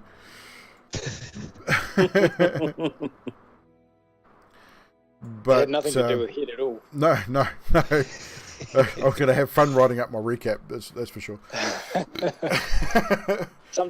So I just realised, I'm trying to put together 4 episodes. I think we've spent most of the episodes in the tavern. Pretty much. Yeah, we have. 26th of May. Yep, Shiki. So 26th, 7:30 New Zealand time will be the next show. But yeah, so again, guys, third trial. You got plenty. You got the biggest thing with this is it's a bit of travel time.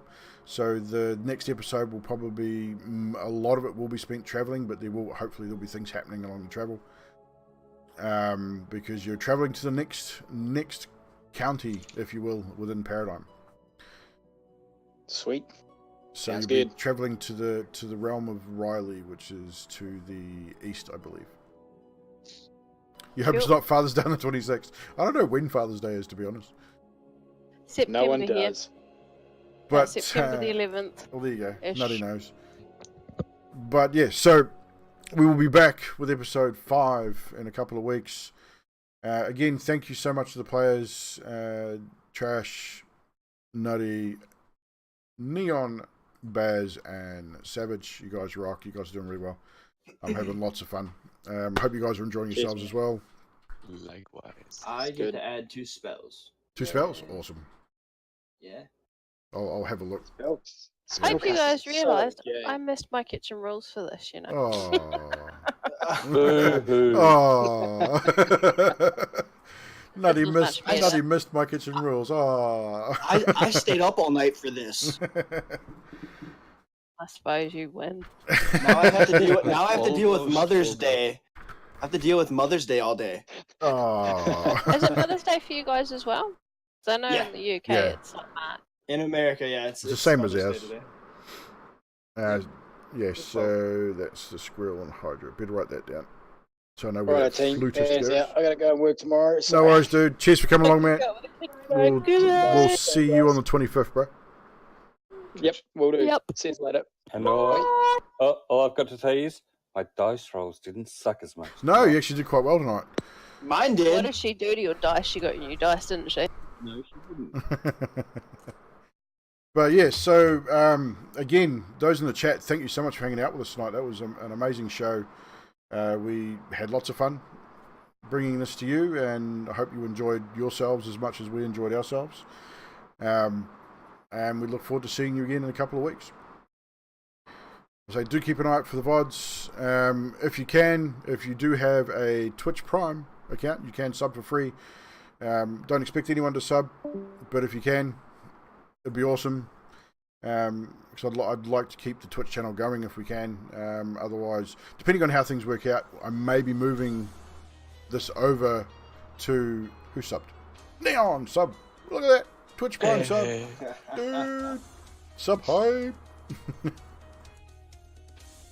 We'll get some devil horns in the chat for you. Look at that. Neon with a sub. Thank you so much, Neon. That's awesome. But yeah, so if we can keep this running on Twitch, it'd be awesome. Otherwise, if things, depending on how things happen, we can move it to Mixer, which is not a big issue. We're getting some good numbers here on Twitch, so I'd like to keep it here if we can. But all the subs, all the money goes back into the stream, buying minis, so that I can have fun painting them and present them to you guys on the battle map, and to buy new battle maps too. I don't know. Hopefully, you guys can see this. I'm gonna find it. There it is. Ooh, I like this one. The arena that has come up in Valon, which you will see again at some stage, or hear about again at some stage. I managed to buy a battle mat which has an arena on it. So Yeah. we're going to have some fun with that at some stage. There are other maps Oh, out yeah. there that Cauldron. yeah, that's the Cauldron, the Brawler's Cauldron. So we're going to have some fun with that. Hopefully, probably not the next couple of episodes, but later on after that, that'll definitely come into play. And I'm looking at another couple of ones as well. I'm hoping to get a ship, one that's just it says pirate ship. We're about to use it for regular ship as well, because I can see you guys quite possibly doing some travels by sea, considering how much ocean is in Paradym. So I'm out of here. no worries, Trash. Have a good one, buddy. See you later. Thank you. See you, Trash. And we're going to call it there. Thank you very much, everyone. We will see you again in a couple of everybody. weeks. Don't forget, guys, I am on Mixer as well. Mixer.com/TheUglyKiwi. I do play games over there. We do World of Warcraft, we do Skyrim, we do Ironside, we do Black Ops, we do all sorts of shit over there. Tuesday to Friday on Mixer. Occasional bonus streams as well. But that's where all the magic happens with gaming. So, but yeah, I haven't been able to catch you on stream in ages, Neon. So, are you still streaming at all? I've not been for the last like 6 months. Yeah. I all my streams have been sort of this time anyway now. Yeah. But still doing it though. Did a rebrand and reset the account, which has been pretty good. Hell yeah. So I think we're back up to I've got almost swim bike. I actually. think we're back up to almost 200 followers again. So that's actually been pretty good. Oh shit. Nice man. So it's been pretty steady, which is cool. But yeah, so we're gonna call it there, guys. Thank you so much, and we'll see you in a couple of weeks. Bye bye. Bye.